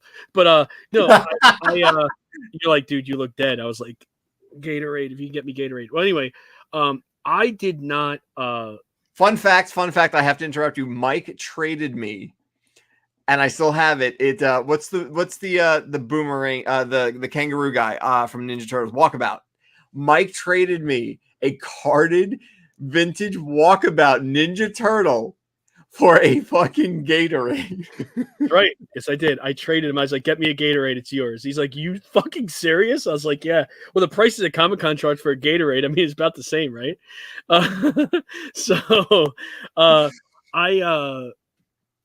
Again, like I did Comic-Con for so many years, but then at the end of 2019, Okay. When I did the last Comic-Con, this was just brought up to me actually by a friend. Sony actually was talking about this. She said, "You doing Comic-Con again?" I was like, "No." There's a reason. So I've sponsored Comic-Con for like the last 4 or 5 years before I stopped doing it. So sponsoring them is you're part of their magazine, right? So you sponsor them, you got to have a media booth. So I had a media booth and everything. So and you're in a section of the floor where I had a double booth, and it was their media booth. Plus, you have to spend X amount of dollars in their magazine, which was thousands to be in the magazine, right? Because you're sponsoring them. So they were supposed to put me in bold and on their magazine, so you could find me easily on there, and also be able to, when you go on the website, we would be a featured, I think it's one of 10. So we were one of 10 vendors at a Comic-Con. You know, they have like 4,000. That's it, 4,000 vendors. We were one of 10. So to give you an idea for how much money we're spending, right? So we did this. We paid the money to do it for 4 or 5 years, something like that. The last year, I walked over. I said, "Listen, guys, watch my booth," because I got a magazine. Someone was walking. Like, "Can I see that real quick?" And I looked in the magazine because people said I didn't even know you were here. And I said, "Excuse me, we're fucking bold in the magazine. What are you talking about? What are you fucking talking about?" So, and then I look at the magazine. We're not even fucking listed. They didn't even fucking list us in the magazine. I went on the website, and I wasn't listed on the website either. And every year I've been listed on the website. And I went up to the reps there. And I went up to the floor, the guy that runs the floor, and I said to him, "Listen, I'm not enlisted in here. What the fuck is going on? We spent thousands to be in this. What the hell is going on?" And he says, "Oh no, we're not in the business to take your money or anything like that. We will just we'll do whatever." But they didn't tell me how they would fix it. So next year obviously was COVID. 2020 COVID hit. But prior to COVID, I was emailing Comic-Con to say, "Hey, I want to come in this year. If you're going to have Comic-Con, I'm definitely in. Just let me know. You know what I mean? Whatever." And there was no replies. 2021 came around. I hit him also. I said, "Look, I'm interested in doing Comic-Con." No replies. So we ran our Zolaverse show, right? Because we do a Zolaverse show. So we ran a New York Comic-Con Zolaverse show, which we're going to do from now on during that time. It would be like the New York Comic-Con time. You know what I mean? That we're going to do it. So the issue is that because they owed money, maybe, they just blacklisted me. Thousands, now literally thousands of dollars that I paid Comic-Con to do something. They didn't only not give me back my money, they went ahead and basically just, like Kreg said, ghosted. Like totally ghosted by Comic-Con. So that's the reason, guys. That's the reason why you will not see Zola World ever again at New York Comic-Con, is because, well, first off, like, I guess there's some underlying fucking problem the Comic-Con has with paying people back money that they owe them, or doing something or working with someone to get them into a booth. But they, instead of working with them, they totally just don't even want to respond, don't even want to talk to you anymore. So this is why I hate corporations, guys. This is the reason why I hate major corporations. Support the smaller shows, because those shows are going to actually give a fuck about you. Whereas those major corporations don't. They don't give a fuck. And the people that have that corporate mentality, fuck them too. Get rid of it. Just, if they do that race to the bottom bullshit, no, just stop. Just stop. So now, yeah, it sucks. I'm sorry. Go, please. No. Is Toy Store Guide, can we expect you to be showing up at any of these shows like ZolaCon or whatever to advertise and maybe get some sponsors in there if people want to be featured? Well, I think what we started, we never want to take from the toy stores. We're here to help, like, boost them up. Yeah. And when we started, the whole thing was, when will the site be real and be useful? And we probably hit that now. So there probably is time where, hey, we can find sponsorship and we can help, try to pay some of the bills, get the name more out there. I think that's where we're at now. I think there's 400 plus stores on the website now. Oh, that's great. I thought maybe I remember we started, I go, how many toy stores can there be in this country? The answer is a ton. And mention my name to some of them in New Jersey, and I guarantee you they're going to be like, that fucking guy. That piece of garbage. Mention him to Jay and Silent Bob's Secret Stash. He'll get thrown out. No, Jay and Silent Bob's actually cool. Well, you were on the first episode of Comic Book Men. Yeah, I'm very familiar with those guys. I used to go there all the time, like Kevin Smith and those guys. And actually, Ming Chen is funny too. Ming and I love Ming. Ming and Mike Zapsik, right, go to a convention that I was at, right, and I was with you. yes, you were. They couldn't get in the fucking door. They're like, "Want Ming?" And that's Mike Zapsik from the show. And they're like, "We don't know who you are. We're here with Zolo. We're here with Zolo." And they're like, "Oh, you're here with him?" I was like, "Yeah, they're here with me. You're like, you guys can come in." So they didn't fucking know who they were. It was so funny. Oh, Pimp Daddy Satan, give us some Chinese food, man. What was it? Oh shit, Pimp Daddy Satan. I made the movie suit for Jane Silent Bob Strike Back. That's cool. No way. That's really cool. Wait, if you're in prop department, we're gonna have to reach out to you or something, dude. We learned something new about everyone every day here. Look at this. Toy Store Guide is bringing people together already. Look at that. Way to go, Dave. The whole goal is to bring people together, make them rile each other up. Kreg sees me and he goes, "Do you need this?" And I go, "No." He goes, "No, I think you need this." Then I buy it.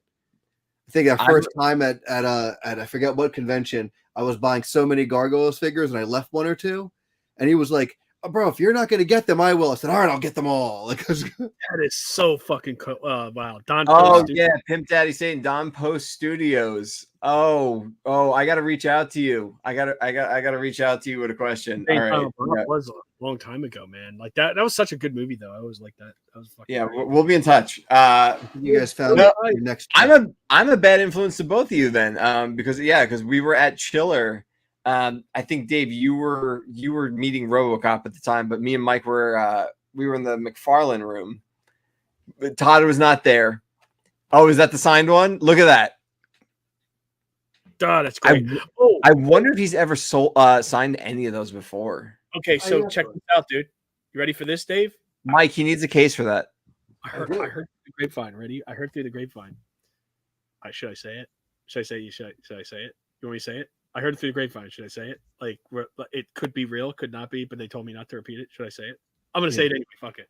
All right. So CGC, they know CGC, right?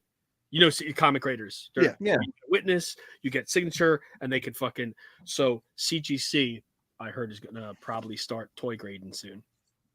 So now you can get, if that's the case, now allegedly, right? If that's the case, then you'll be able to get your stuff witnessed. So if you get that signature, you know how they get the gold labels on their comics? You can get a witness the same way and have that gold labeled saying that they're witness, because you have to be an authorized witness to actually do that to TGC. So we have actually those witnesses at ZoloCon.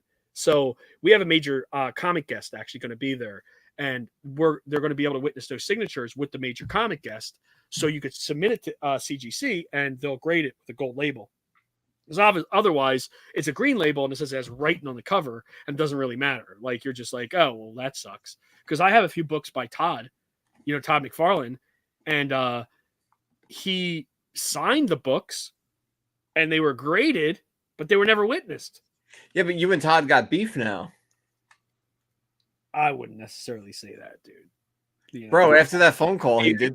He fucks with me, dude. Come on. Do I have to play the video again for all the new viewers? Go ahead, do it. You can. You want me to do it? Yeah, do it. You should. Hello, this is Mike. This is Todd McFarlane. Todd Toys, Todd McFarlane. You played the video. You played the video. After I got done saying not to play the video, you went ahead and played the video. Played the video? What are you talking about? I have no idea what you're talking about. Like, played what video? You know what I'm talking about. I've just seen it. You're trying to scramble right now. You know what? After I'm done with you, you're going to be drinking your own piss. You're going to be drinking your own piss after I'm done with you. What are you talking about? I have no idea. You know what I'm talking about. I went ahead and told you not to play the video, and you did it. You put it on your show. I just can't believe you did it. And you know what? I believe there's only one of you. You showed two. I believe it's one. I believe you're a fraud, and your show is trash. For some reason, you think you're funny. You're not. You're absolutely not. I can't believe it. I cannot believe all the things you actually said about me on that show. All the things? Okay, so we put a joke video up, and you're taking all offense to it right now? I mean, come on. Oh, so you admit it. You admit it, you're no good fuck. Well, I'll tell you what. When I come over there, you could probably see the video of me punching that bag. What the fuck? You're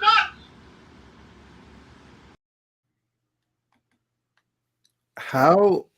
What is he gonna do to you to make you drink your own piss?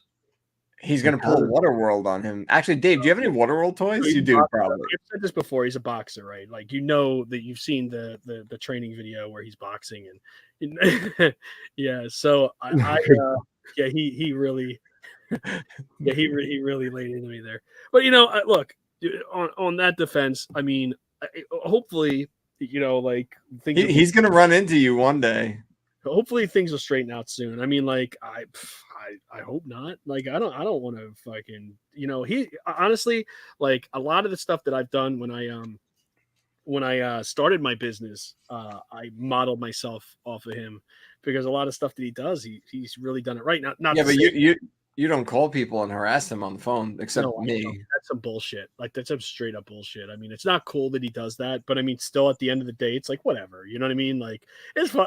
I look at it now. It's like it's just Todd. Like, whatever.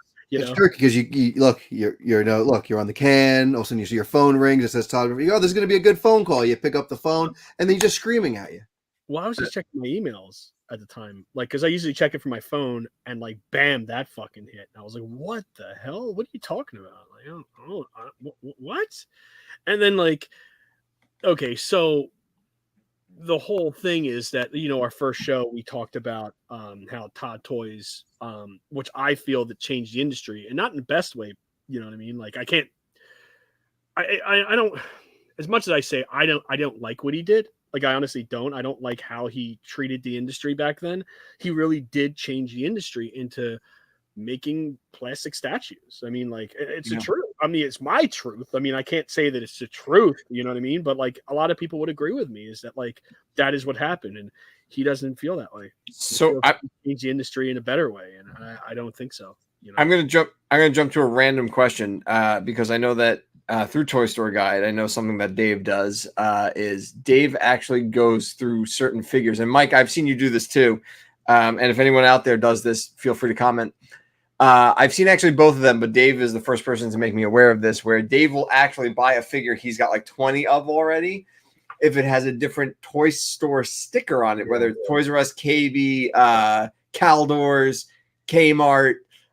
Dave, in all your years of collecting, what is your absolute go-to favorite sticker found on a toy store? No, my favorites are the Caldor ones. The Caldor sucks because they're the worst glue. So I'll buy a figure I already have because it has Caldor. I'll get home and I'll go to like or just dust it if it has some of that toy store dust on it that comes free. Oh yeah, the sticker comes off. Now I have a collection of Caldor stickers. 100%. Daddy Satan's on the ball here. But it's funny because actually the one day I was at Dave's house and he goes, "Oh, I bought you something." I go, "Sure, what is it?" He hands me a pack of stickers, and it's the original Lionel Kitty City clearance stickers. And I lost my shit at that because Lionel Kitty City was just awesome. Mike, did you have a Lionel? We had Lionel. It was Lionel Kitty City. We had here's one though. We had a Lionel Play World.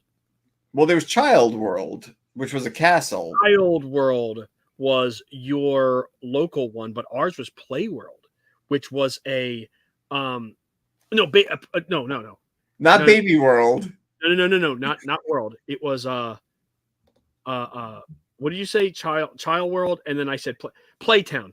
It was Lionel Playtown, and they had one in Croydon of all places, Croydon, PA, and that was the mecca of fucking early toys. So when what was the one you told me about that was like a mistaken identity? It was like Baby World. It was Baby Town. My dad was Baby Town. What the fuck? Why are you saying that? And he's like, "It's Baby Town. It's fucking Baby Town." I was like, and he would say this when we were younger, and I didn't fucking know. So I'm searching for Baby Town, looking for it on street, and then I found a thing for Lionel in Levittown. I was like, "Wait a minute, You said Playtown? Was there ever a Baby Town? Like, who the fuck would call it that? No, it's not. It was Playtown. And I used to work there in the 80s. And I was like, oh, Baby Town. shit, Baby Town. Welcome so I hit to my head up. I was Baby like, Dad, can I ask you a question? And he's like, yeah, sure, son. What do you want? And I said to him, because that's what he sounds like. He sounds like Mike Tyson, except sideways.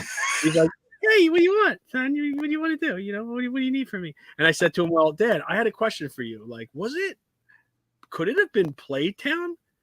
And he's like, Playtown, I guess. I don't know. And I was like, well, you called it Baby Town. You said it for years. What the fuck? He's like, well, it could have been. I mean, I don't know. You just let me know. You guys are babies. And that's what I go. What the fuck? Like, for years, for 30 fucking years. Like, I was calling this thing Baby Town. Like, now I feel fucking stupid. Like, what's wrong? Like, I literally had a conversation with someone working there. And they Playtown. Like, what the fuck? And then he was like, well, it could have been. Yeah. Children's Palace, baby. I'm the greatest champion that ever lived. I was like, wait a minute. No, stop. I'll put you back. The greatest champion in the universe. I'll knock you the fuck out. So before we jump topics real quick, what is next for Toy Store Guide? Where does Toy Store Guide go from here? What is the ultimate final goal for it? And for all the people watching right now who absolutely, if you are into comic book collecting, if you're into toy collecting, if you're into vintage stuff, go to toystoreguide.com because you will find things that you don't even know exist around you because Google is not going to tell you every mom and pop shop. No, it's definitely true. I assure you, Google is not your go-to. Toystoreguide.com is your one-stop shop for finding everything that you need to know about toy stores, and that's Mr. Rogers for no reason. But ToyStoreGuide.com will show you things, articles, even some views inside the stores. Yeah, definitely. So where do you go from here with Toy Store Guide? What's next for ToyStoreGuide.com? Well, I think we're going to add a ton more stores. That's what we do. I don't like to say that what we're planning because then if we fail, which is not, you're not going to fail. Yeah, I've never seen you fail because someone could copy you if they really like the idea. They're going to run with it. I think we have to add more. We have to make it easier to have the epicenter to where, hey, what store is closest to me right now? Okay, I think we're going to work on that, adding some location tracking into it to help you find the closest store. I'll tell you something I did that I don't think most people never noticed. If you go to any store's page on Toy Store Guide and you click the address, it opens. That's the Google link that'll bring you right to the store. I did not know that. Yeah, that took us months. It was a whole vacation of just getting the store's locations and adding them into so they're all hyperlinks. Now, will that go into Google Maps as well? I think right now it's a Google link. So if you click it, it should open up Google Maps and give you directions right to the store. Awesome. I like that. Look at that, guys. Dave is making your life easier to spend money and buy more stuff. You're a bad influence, Mr. Dave. You're a bad influence. That's the goal. Listen, we all have to have a sickness, and this is slightly better than gambling. You are doing such a good fucking thing. And you really are, man. I can't tell you enough. I mean, there is so many times that I've been in a situation where I would be like, well, I wonder what's around here. I really want to, this is a really cool area. I wonder if there's a toy store around here. And then when you leave, then you find out later on that there actually was. Oh, have you ever been to this area? Oh, fuck, I was there. So you're telling me it's around the area. And then all of a sudden, now I'll just go to your website and check it out and see. That's awesome. I'll tell you something that happened embarrassing from before we started the site. We were driving across the country, looking for toy stores. And yeah, you can't Google them. Google is just going to tell you about the local Walmart, or it's disgusting. So I remember I'm in Vegas for the night, and I'm looking up toy stores, and it comes up Rogue Toys. Well, and then there's one here. Did they move? And I'm like, look, forget it. We didn't even go. We just went. So we just kind of, we went. I forget where we went, but then we just left town. We had to San Diego, where there's awesome stores. And it was months later when I went, oh, no, they have 3 locations. I didn't know that they were on Pawn Stars and they were a big deal. I didn't know this at the time. And I'm going that's, if there was a website that told people, hey, this is Rogue Toys. There's 4 locations inside Nevada, 3 in Vegas. It would have said, no, I have to go to one of these things. And hey, we're the famous place from. They didn't have enough of that. It would seem confusing. And I think I'm good at computers. So that's really where we're trying to say, hey, It's not a Google listing. This is not searching and scraping the internet. This is something that we've looked into. We've vetted them in some level, which is mainly, hey, I got a website. You want to be on it? You say yes. I'll look into your stuff and then put you on it. I have to see with my affiliates. Like, I might send you my affiliates and where their locations are for their stores, because I know we have a lot of affiliates. One of them just opened up a brand new store in Maryland. Kreg, you would know the person actually. She does the. I want to guess. She does the wrestlers. Random Treasures. Random Treasures, yeah. You know she moved, right? She moved, and actually, I didn't know she existed till I met her at ZoloCon. Her work is unbelievable. Yeah, so she's been a huge supporter for years of Realm of the Underworld. She'd buy, as a matter of fact, she just came in and bought a lot of the pre-orders. So yeah, and she'd see me at the conventions, and I didn't really know. I knew of her because I called her up because one time I was out of shirts years ago. I was like, oh, I'm out of these shirts. So do you want me to swap you out with a different size? She says, whatever you got, I don't care. Just throw it in a box, and we sell them. We have a store here. And I said, oh, so, but really awesome store. Another one is Kokomo Toys. You familiar with them? Kokomo Toys is pretty world famous. Then, yeah, he is really awesome. Really awesome to deal with. Another guy that does the Gambit, right? Another one's Acme Superstore. You heard of them, right? In Florida. They're around Miami area. Acme Superstore is like they're huge. They're huge, and we were in their store for a while, and then the one buyer had left, and they were looking to get cases, and I never really, for me, it's really difficult. So right now I have a person that's handling all the wholesale for the company now. I used to do it all, and I just can't. Like, it's just way too much for me to do. So I still reach out here and there to the owners and say, hey, how's everything? Who is that toy store that was in the video with Danhausen, the wrestler, and Danhausen was checking out Realm of the Underworld figures?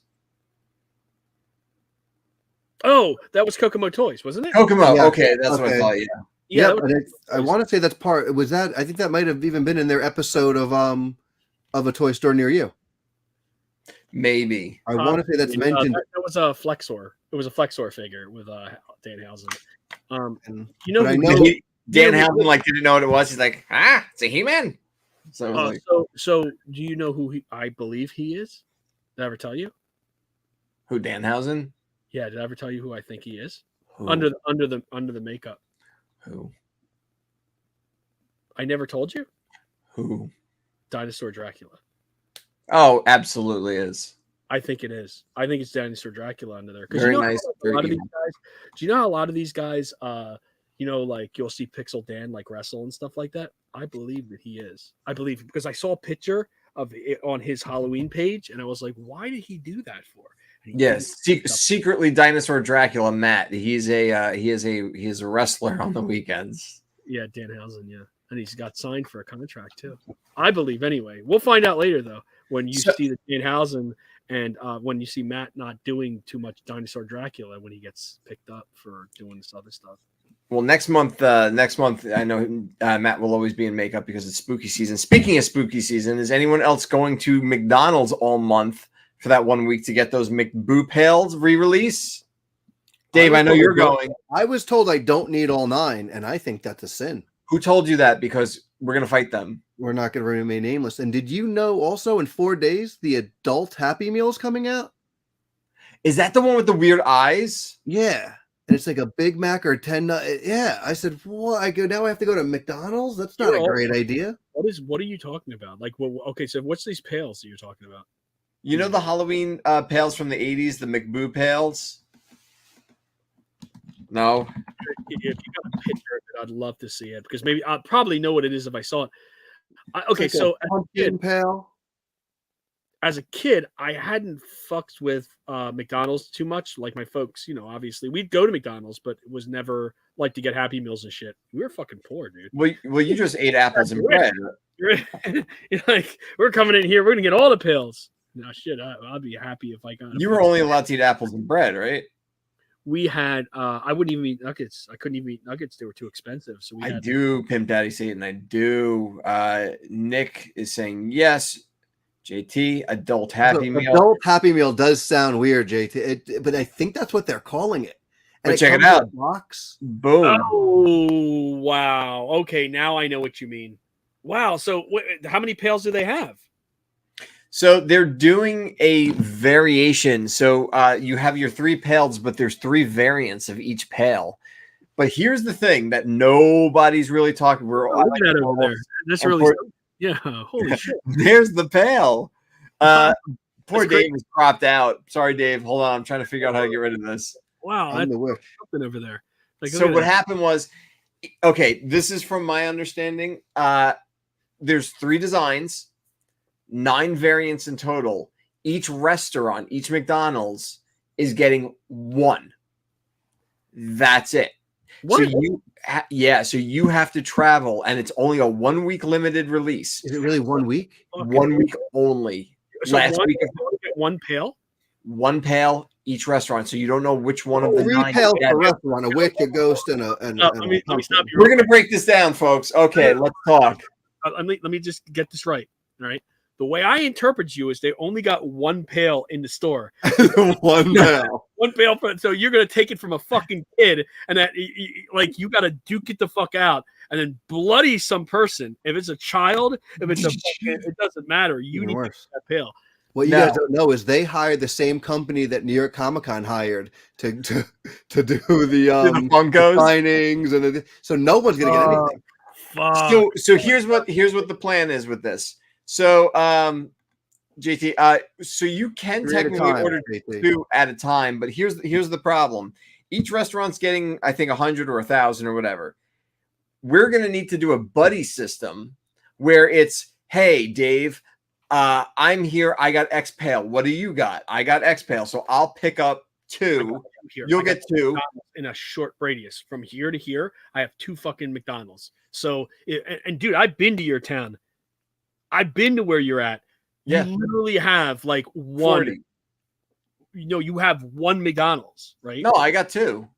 You have 2?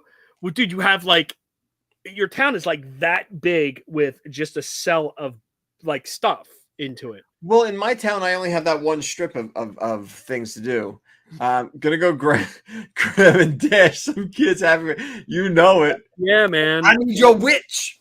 I can't wait for Like next how- year when they like re-release it with the cookie cutter on top, and then we have to do this again.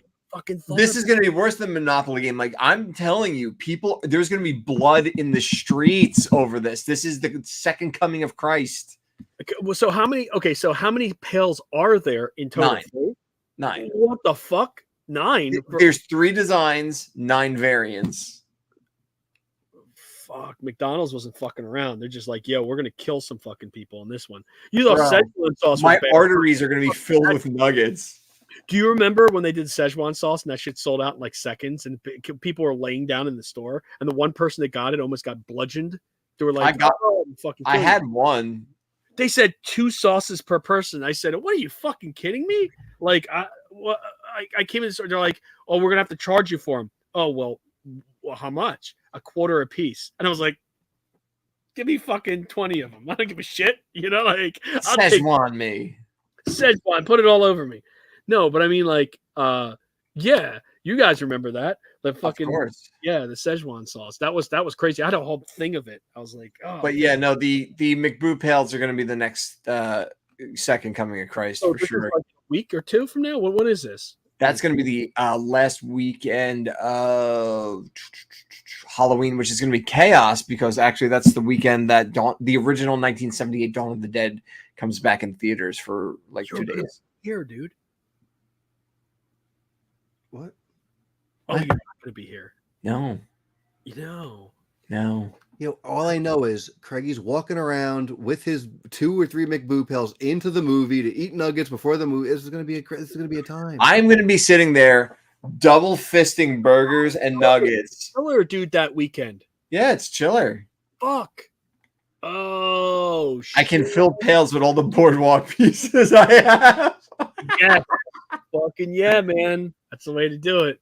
So we're gonna open up a quick Q&A. If anyone has any questions for Toy Story Guide or Mike or myself, please feel free to ask. You can ask us anything.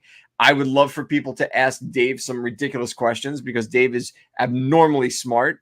Dave has been injected several times with smart serum. So the floor is open to questions for a minute. If no one has any questions, God bless. We'll move on to our next segment. But if anyone has any questions, speak now or forever hold your peace. So imagine, right? Like you go into McDonald's and you have to, like, it gets to the point where you have to buy these pails. They're just like, no, we're just not gonna, like you go in and you want like whatever, and you want to get like an extra one or two of them, and they're just like, yo, you have to spend like. I'm gonna just tell them I'm getting chubs. I'm gonna be like, listen, I'm pregnant. There's a baby in here, and they're gonna be like, but you're a man. I'm like, did you just assume my gender? And they're gonna be like, we're not gonna fuck with this guy. Here's 10 McBoo pails on the house. Yes, you're right. Because then that could be like opening him up for like something there, yeah. Anyone Q&A? We got 30 seconds left for questions and answers. Ask anything. It doesn't have to be about toys. 3 or 6 pails, because now that you told me you need every pail I get times, it's gonna get. Well, I have two McDonald's around here, but I don't even know if I'm gonna be. If it's okay, let's break this down. Mike, if you could pick one design, which one would you get? Pumpkin, witch, or ghost?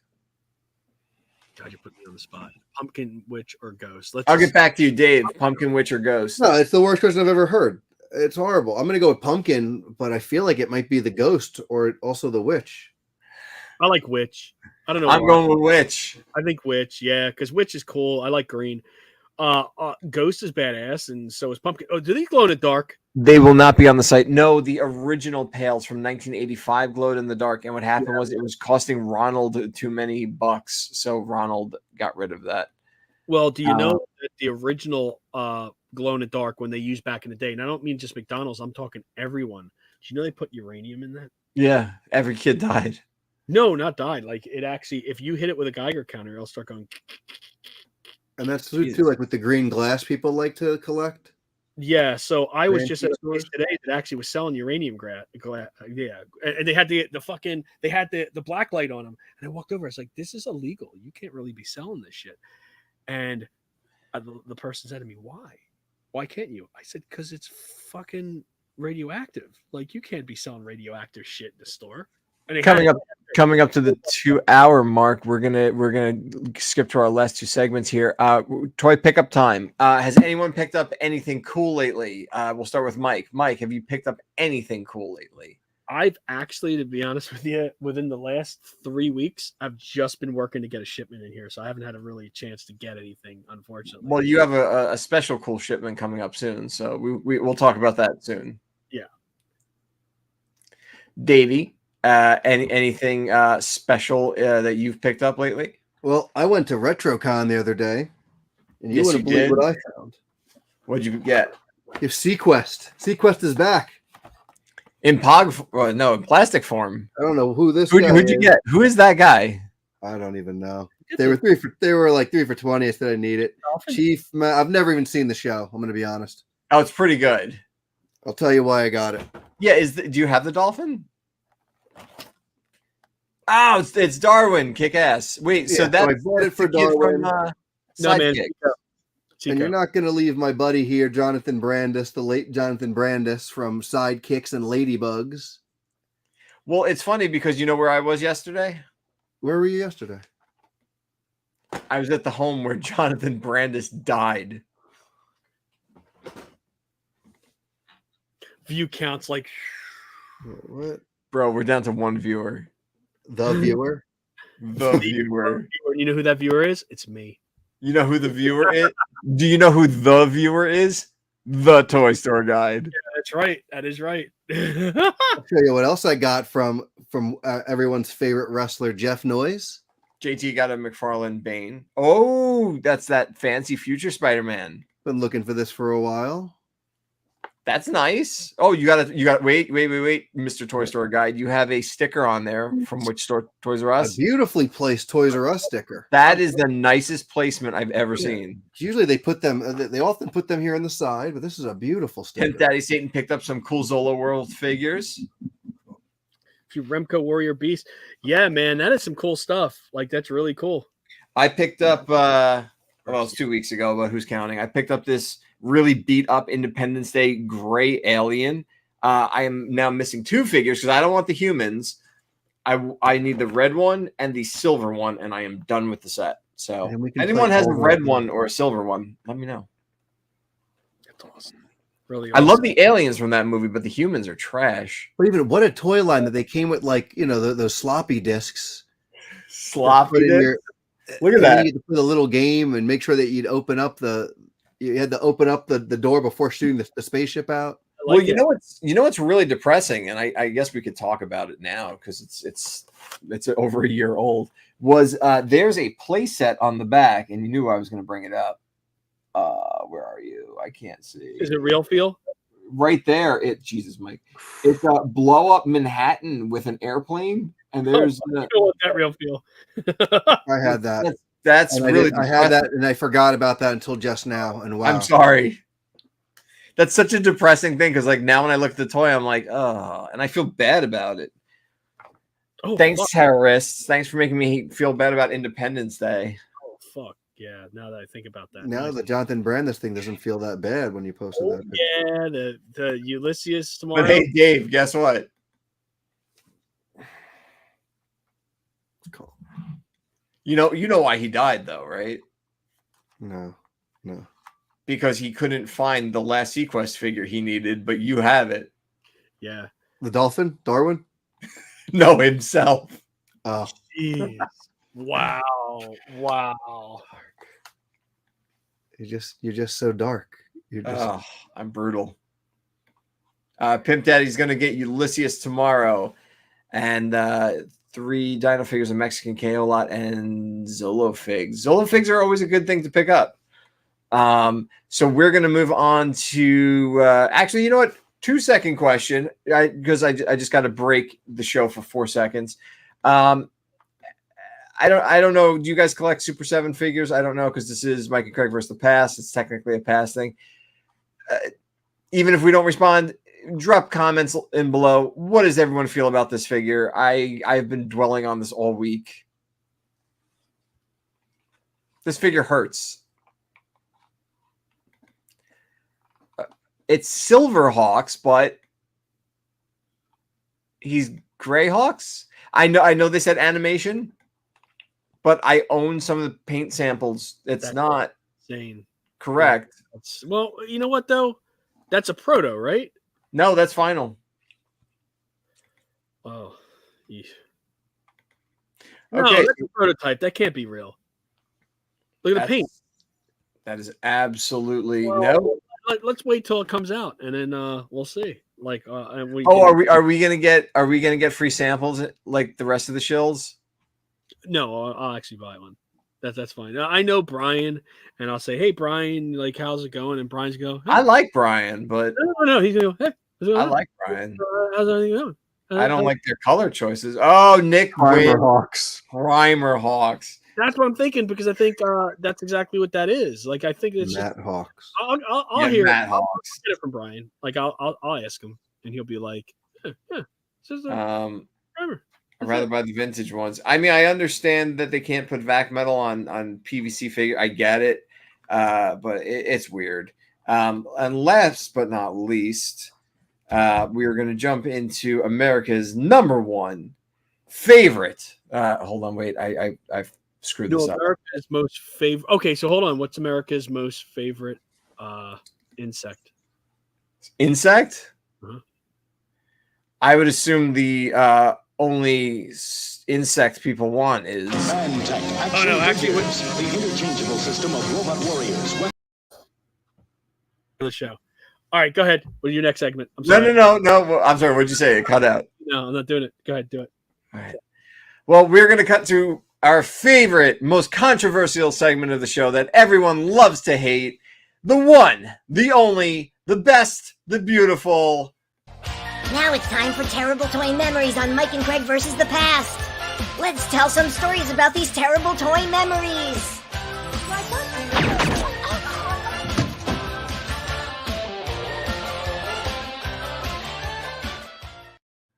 That never gets old. Yeah, wow, just wow. That is what I've gotten shit for already about. So yeah, that's really something. She lives. Yeah, okay. But Dave, I'm sure you're familiar with how this segment goes. We tell a terrible toy memory, and people in the comments are more than welcome to tell their terrible toy memory of the week.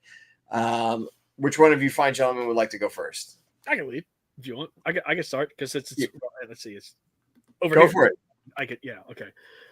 So I was, again, since I started talking about flea markets, why not just start there? So I was at a flea market back in the 80s. And I was a huge, well, I still am. I collect Megos, right? The original 1970s Mego figures, right? And I was really crazy into Star Trek. They were just cool figures. The Star Trek Mego figures were really cool. And the one that I didn't have, I had like, there was like my father had a Kirk figure and had a Spock figure, right? And I went to a flea market and they actually had, and I had a Bones also. Well, I went to the flea market and this guy under glass, right? Now, again, another asshole, another jerk asshole, right? Had under glass it was a Klingon, right? The Klingon figure. And he was in such a good fucking shape. So this is the morning of the flea market, right? And it was during the summer. So he had this glass under here and he had, it was a UV protected fucking glass that was over it, right? So and it was morning. So I told him, he gave me a price and I was like, wow, that's a little expensive because I knew I went to other places as what you do as a collector. And I've had other opportunities to buy for a lot less, right? Then when you do, you're not going to spend more money for something if you can go somewhere else to buy it less. And at the time, there was a few people that actually had that figure. It wasn't a rare figure at all. So I offered the guy, I think he wanted like $35. Which figure was this? The Klingon, the Mego Klingon. Got it. Yeah, back when they released that series. I believe it's 74. I believe 1974. So the line was I wasn't buying it in 1974. It was like right 85 or something like that, right? 1985. And I was collecting the figures at the time. So I ended up buying. Well, no, I ended up offering him $25. I said, look, would you go 25? $10 off. And I'm a kid. You know what I mean? Like literally, I'm freaking what? 85. I was pretty young, maybe 8 years old. You know what I mean? Yeah. So he's in the middle. He's the one that doesn't have the Star Trek boots that were actually part of the plastic. He actually had real boots that actually went on the figure. So it was. These are actually how they were sold in stores, limbless and nude. You remember when I had one at the show and you had one like bending over and the other one just plowing into him? Anyway, so I actually so I offered this guy $25 and he said no right off the bat. No. He gave me this bullshit, right? So I'm like, fuck, $35. Wow. So I went back to my booth because I still had to make money, right? And yeah, it's every dime you have, right? Yeah, exactly. So I'm trying to save, get money for other stuff. And I think this is the same day that Scott Tallis was buying stuff off of me. You know what I mean? So yeah, I made some money, from other things that was going on there, and I was selling my other stuff. So, and I would always upgrade. I would always buy other things that I actually wanted. And that's what you do as a collector, right? So I got another $5. I'll never forget this, right? And it was later on in the day. So it actually started getting hotter. So maybe within like an hour and a half or something like that, I had someone come over and I ended up making a little bit more money. And I said, okay, I'm going to offer the guy 30 and I'm done after that, right? Right. So I walk over to him and it's hot as shit. I mean, it's fucking hot. It's getting hot, right? And I'm like, look, I'll give you 30 for it.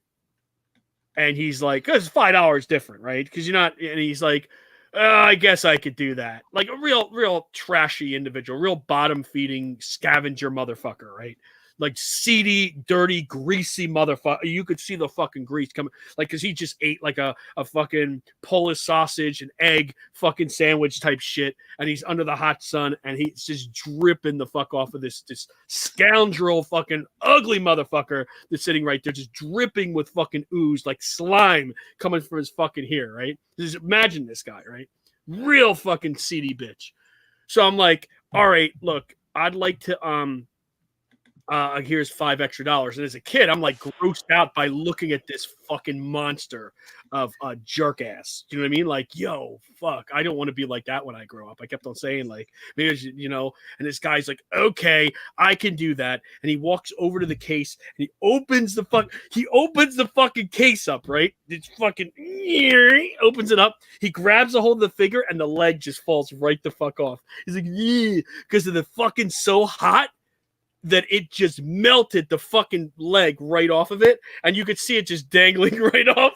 And he's like, "Oh man!" And still oozing with bullshit coming out of him, like, and it's sweating fucking like profusely. And I could look at him like, and you could tell the disgust because it was probably the only $30 that motherfucker would have made all day. Jesus. So he could have sold the piece for $25. Now he has to kind of figure out what he's going to do with it. He's going to sell the clothes to it now, and even the boot was melting. So this guy who's like, well, the glass it was supposed to protect it. It was supposed it's UV. It was supposed to protect it, and he's fucking spitting and fucking oozing all over the fucking place. And I'm like, I really wanted that figure too. I took that 30, put it right back in my wallet. Put the wallet back in my pocket. As I'm walking away, I hear him going, yeah, and just freaking the fuck out because he was just a dirty, ugly, dirty, oozing motherfucking scoundrel of a fucking man. Like, I was just like, wow, never saw him come back to the flea market again. Ever seen him come back there again. And this was like back in the old Tacony days where you can actually like get shit. But yeah, fucked up, man. Some fucked up stuff. But that always stuck with me because I was like, I never want to ever do that to a kid. And he did it to a kid because you're working your ass off to do that. And he just, it sucked. It really sucked. Like I said, I never seen him after that because the guy was just a joke. Yeah. And he had more money than everybody else. Like, I actually had that. I could have got that before. But anyway, that's my terrible toy memory that I remember. You painted a picture. I can see the oil coming out of his face. Like, I could feel when I was walking over to him that I did not want to get any closer to the top 5 feet. Because I'll tell you what, if that guy would even turn, if someone would have said, "Excuse me, sir," and he went like this real fast, I would have been sprayed by his grease from his fucking hair. It'd have been like, I bet you that if someone fucking walked over him and smacked him across the face and say there was a wall behind him, he went, you would see like this wave of fucking just grease and bullshit. The grease would have hit you like the alien when they hit him in Aliens, and like Drake when he gets sprayed with the acid. Just bro, it's like dipping into the fry daddy, right? You put fries in their fries and then pull them out real fucking fast, and all this shit goes everywhere. That's exactly what that would be, man. Or like Scanners when the guy's head explodes. Do you remember that? Like, I do. 100%. Like, it would be just like that, where you would have just that muck and bullshit just like all over the fucking walls. The price was firm.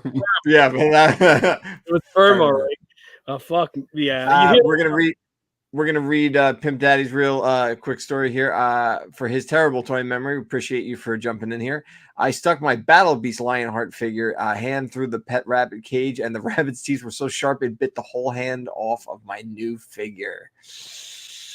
Toys and pets do not mix. Yeah, and that's one of the coolest ones, Lionheart. So that sucks, dude. Lionheart is Dave, your terrible toy memory, sir. I had something, but now I want to just piggyback on Pimp Daddy Satan, which is something that just I never thought I'd hear those words come out of your mouth. That's never been done before. That's fantastic. I actually like it.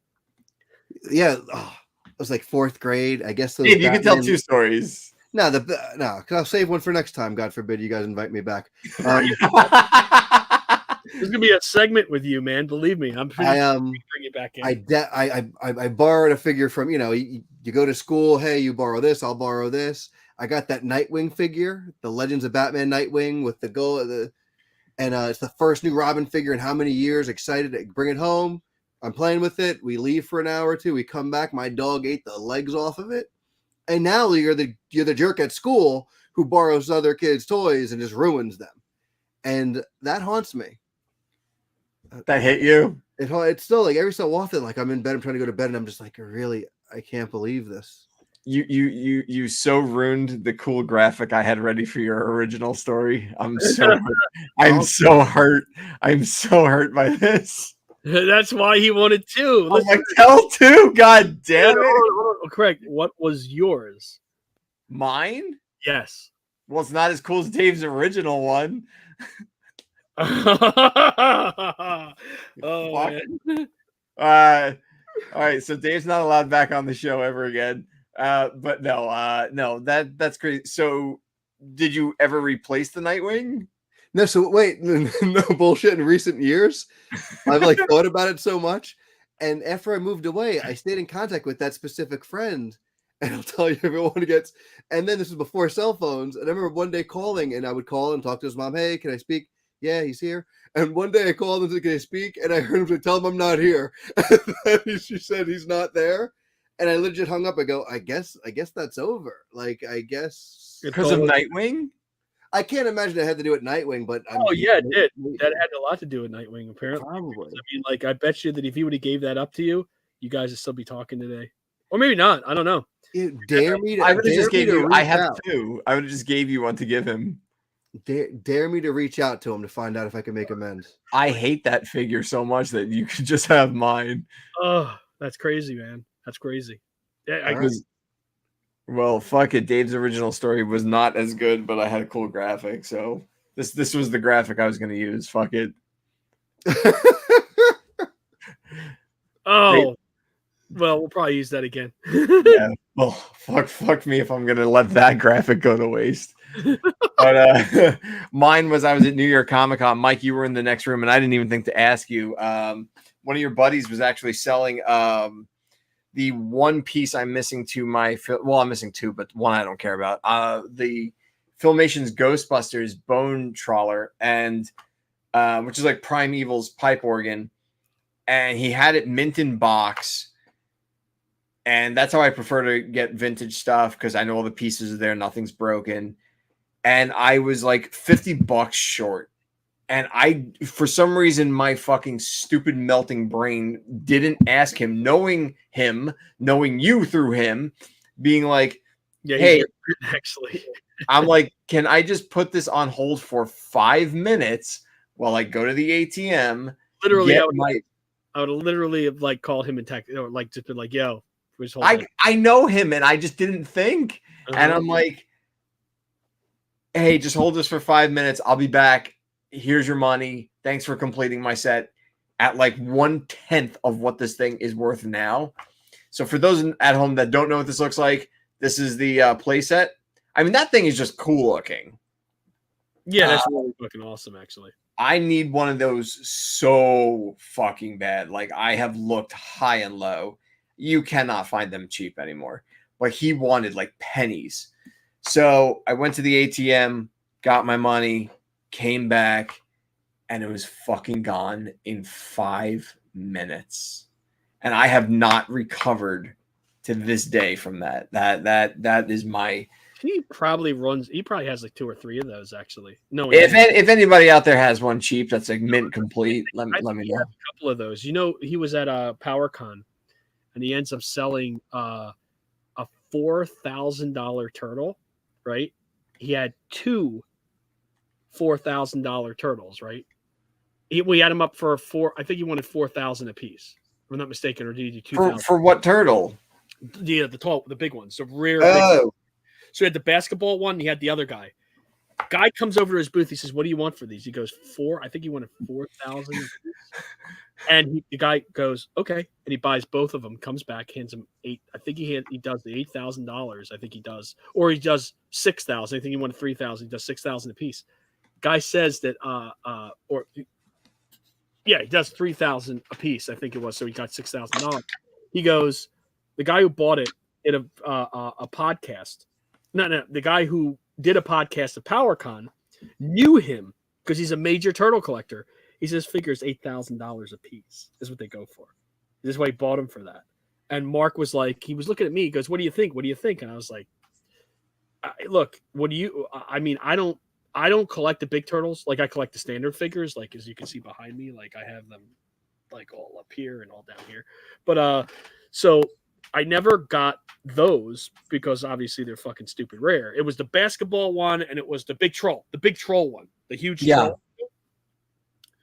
Yeah, fucking stupid money. So they actually put it on the podcast. This guy buys this and he's a major collector. He goes, I've never seen it. And Mark came in at the last minute. Like the last minute. This dude came in at the last minute to sell those. It was awesome. It was awesome. But anyway, good friends with him. So it isn't like well, I'm trying to get him to ZoloCon. Well, none of that fucking matters because I didn't get my bone trawler, so I'm never leaving the house again. I might just ask him to bring one. Yeah, it's gonna probably be like $5,000 now. It was like fucking like not even $100-something or whatever. And I was like, God damn it! I'm kicking myself in the fucking balls sideways for it. As he brought in the 1 year to PowerCon, he had a Dr. Hyde from Rambo. Now I have a Dr. Hyde over there, but I have it from Joska. Right? You ever see the Joska Hyde? Of course. The one with it doesn't have a tan face, right? So I have the Joska. He had the American version to it. That's the Argentinian version, right? So, Dr. Hyde, $350 on a card, right? And I was like, oh man, these are really cool. And I know he would have given me a better deal for it if I would have just asked him because he took every time he comes up, he's like, yo, you got some space on your table? I'm like, yeah, sure. And he takes up like almost my whole fucking table with all his shit he puts out. But it's him, and I don't care. You know what I mean? I just find it fun. But yeah, it was really, really crazy. But anyway, I like gotten involved in your terrible toy memory. I'm sorry. That's fine. My terrible toy memory is over. Everything is over since that moment. There's nothing left. But coming into 2 hours and almost 2.5 hours. Yeah. Wrapping up in a minute or so, Mr. Toy Store Guide, is there anything you'd like to plug, say, questions, comments, shout outs? I have one of those 18-inch alien. Yeah, in the box. It's over there. But yeah, I love that figure. I actually got it from the same dude that you're talking about, except that I didn't sleep on it. As far as Toy Store Guide goes, we love the submissions. Every time we get to add like another state and fill in those holes, like what's that about the North Dakota and that makes us happy. So if you know toy stores from places we don't know, all right. Hold on, I just do sorry. If you know stores from places that we don't have stores, send them over to us. If you see us at the toy shows or a toy store, say hi to us. We're having a good time. JT, you can follow him on Instagram too. That's Toy Store Hunters, where he's putting he writes for the website. He helps out with a lot of getting the toys, getting the toy stores reaching out to people. Craig's helped a million times with reaching out to people and taking these crazy drives. Now JT is Toy Store Hunter, correct? I want to say Toy Store. And then he'll tell us we have it wrong. Listen, if anything's wrong, blame Dave. He doesn't know if he likes the or not the. Yeah, we don't. I really do not know.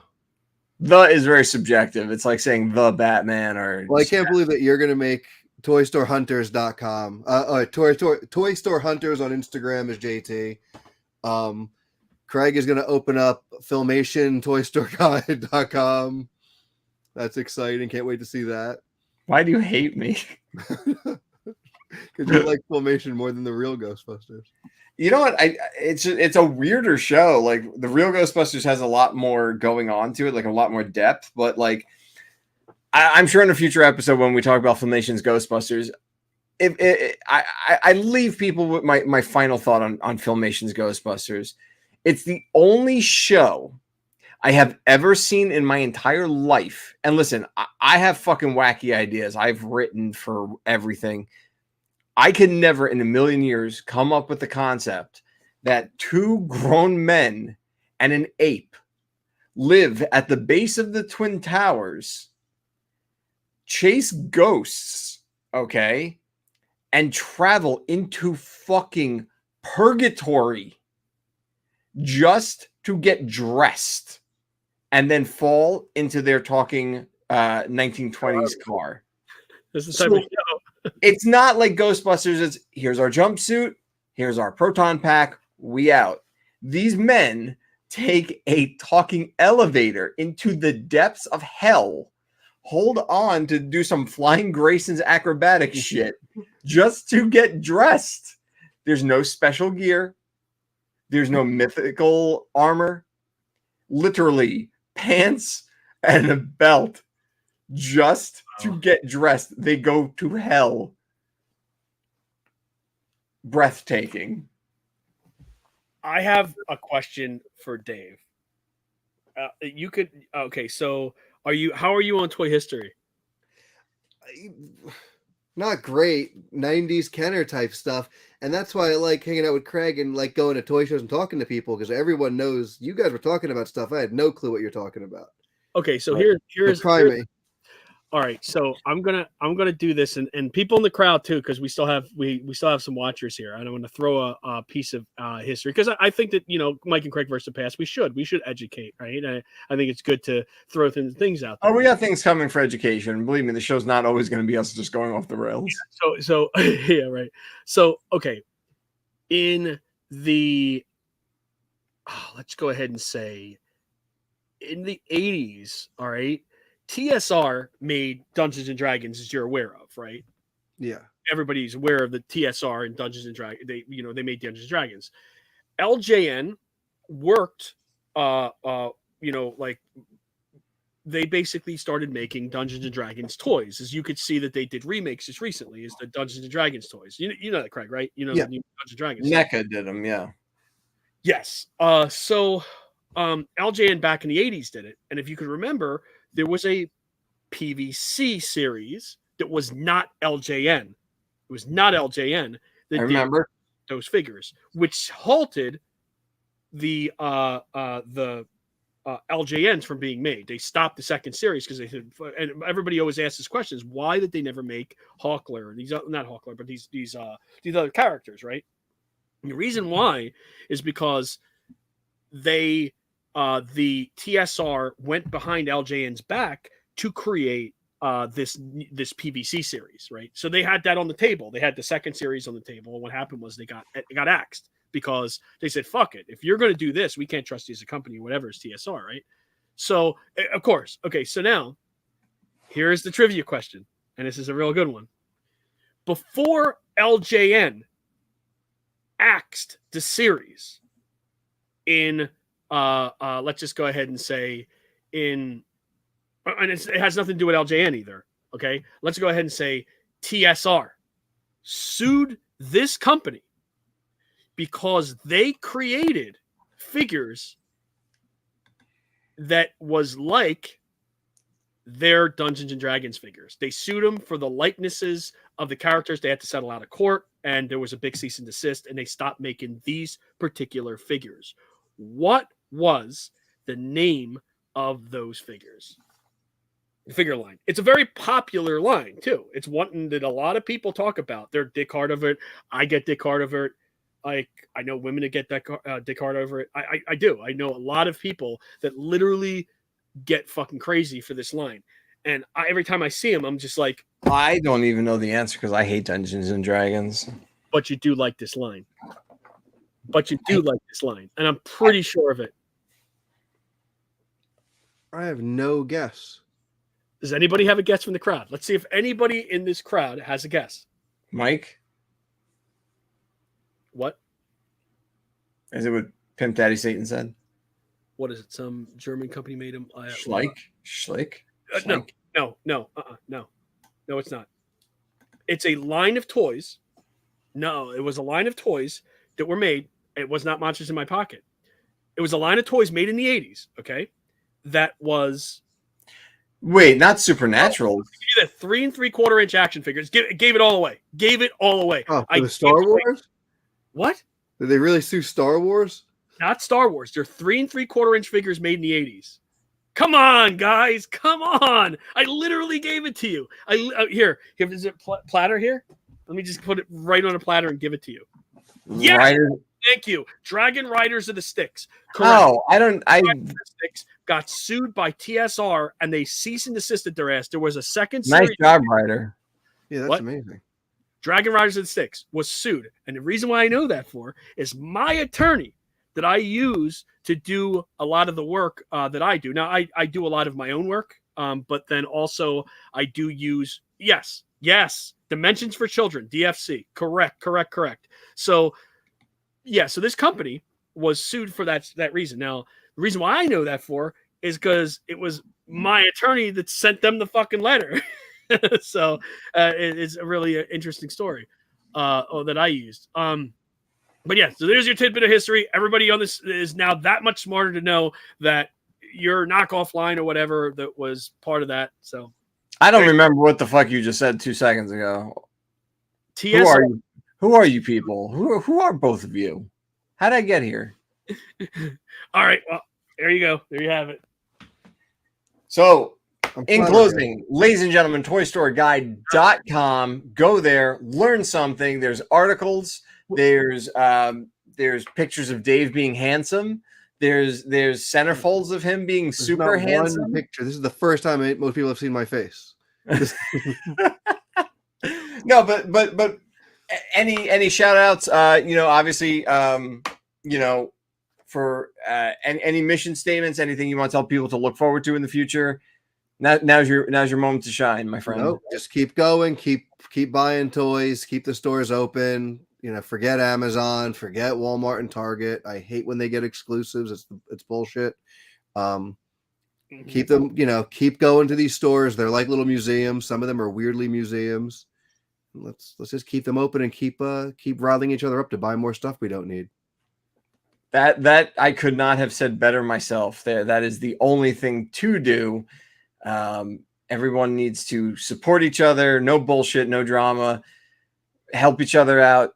Keep toy stores alive so that schmucks who are having midlife crises like the three of us can spend money and feel good for 3 minutes until we get our credit card bill and then, have to take pills to sleep at night.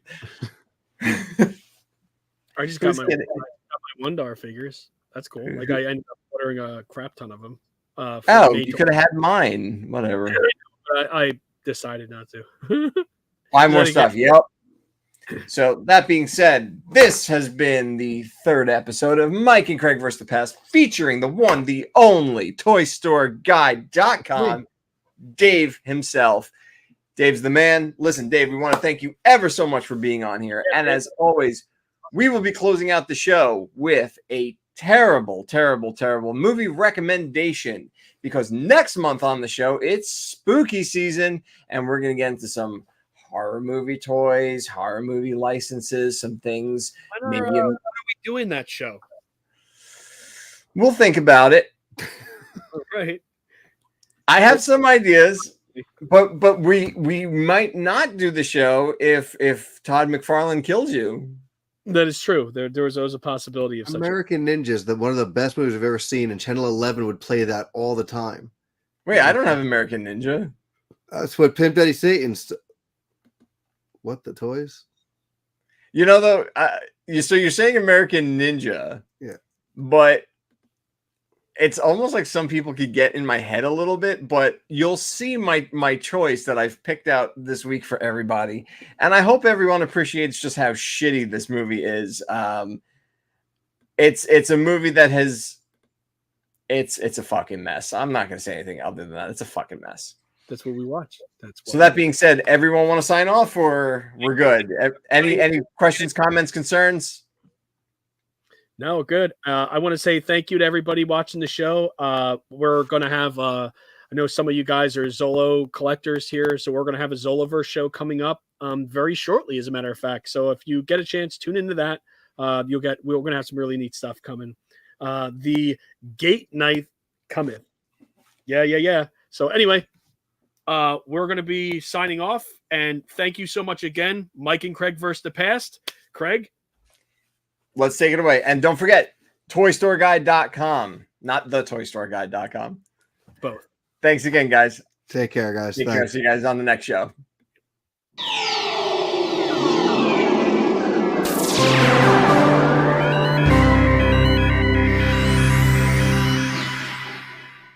Good evening, ladies and gentlemen. We have a special treat for you today. We have a new house band with a new dimension in rock and roll. we have the one, the only Dragon Sound!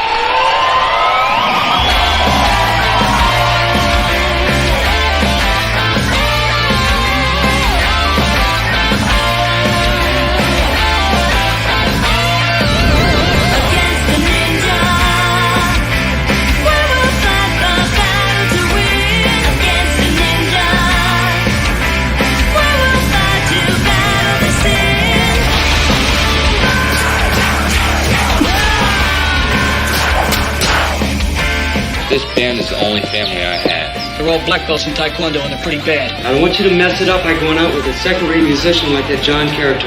They came in here to play goddamn songs for kids!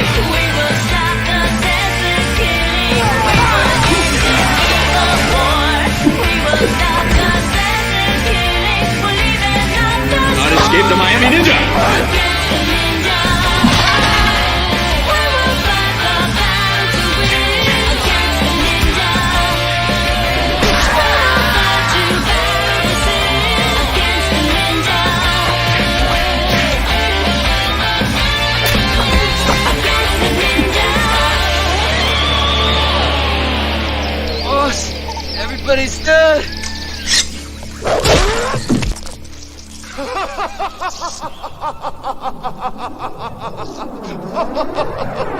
Friends through eternity, loyalty, honesty will stay together through thick or thin. Friends forever will be together. We're up top 'cause we play to win.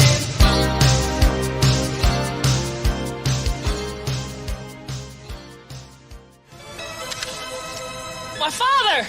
I found my father! Oh my god! Oh my god! Oh my god!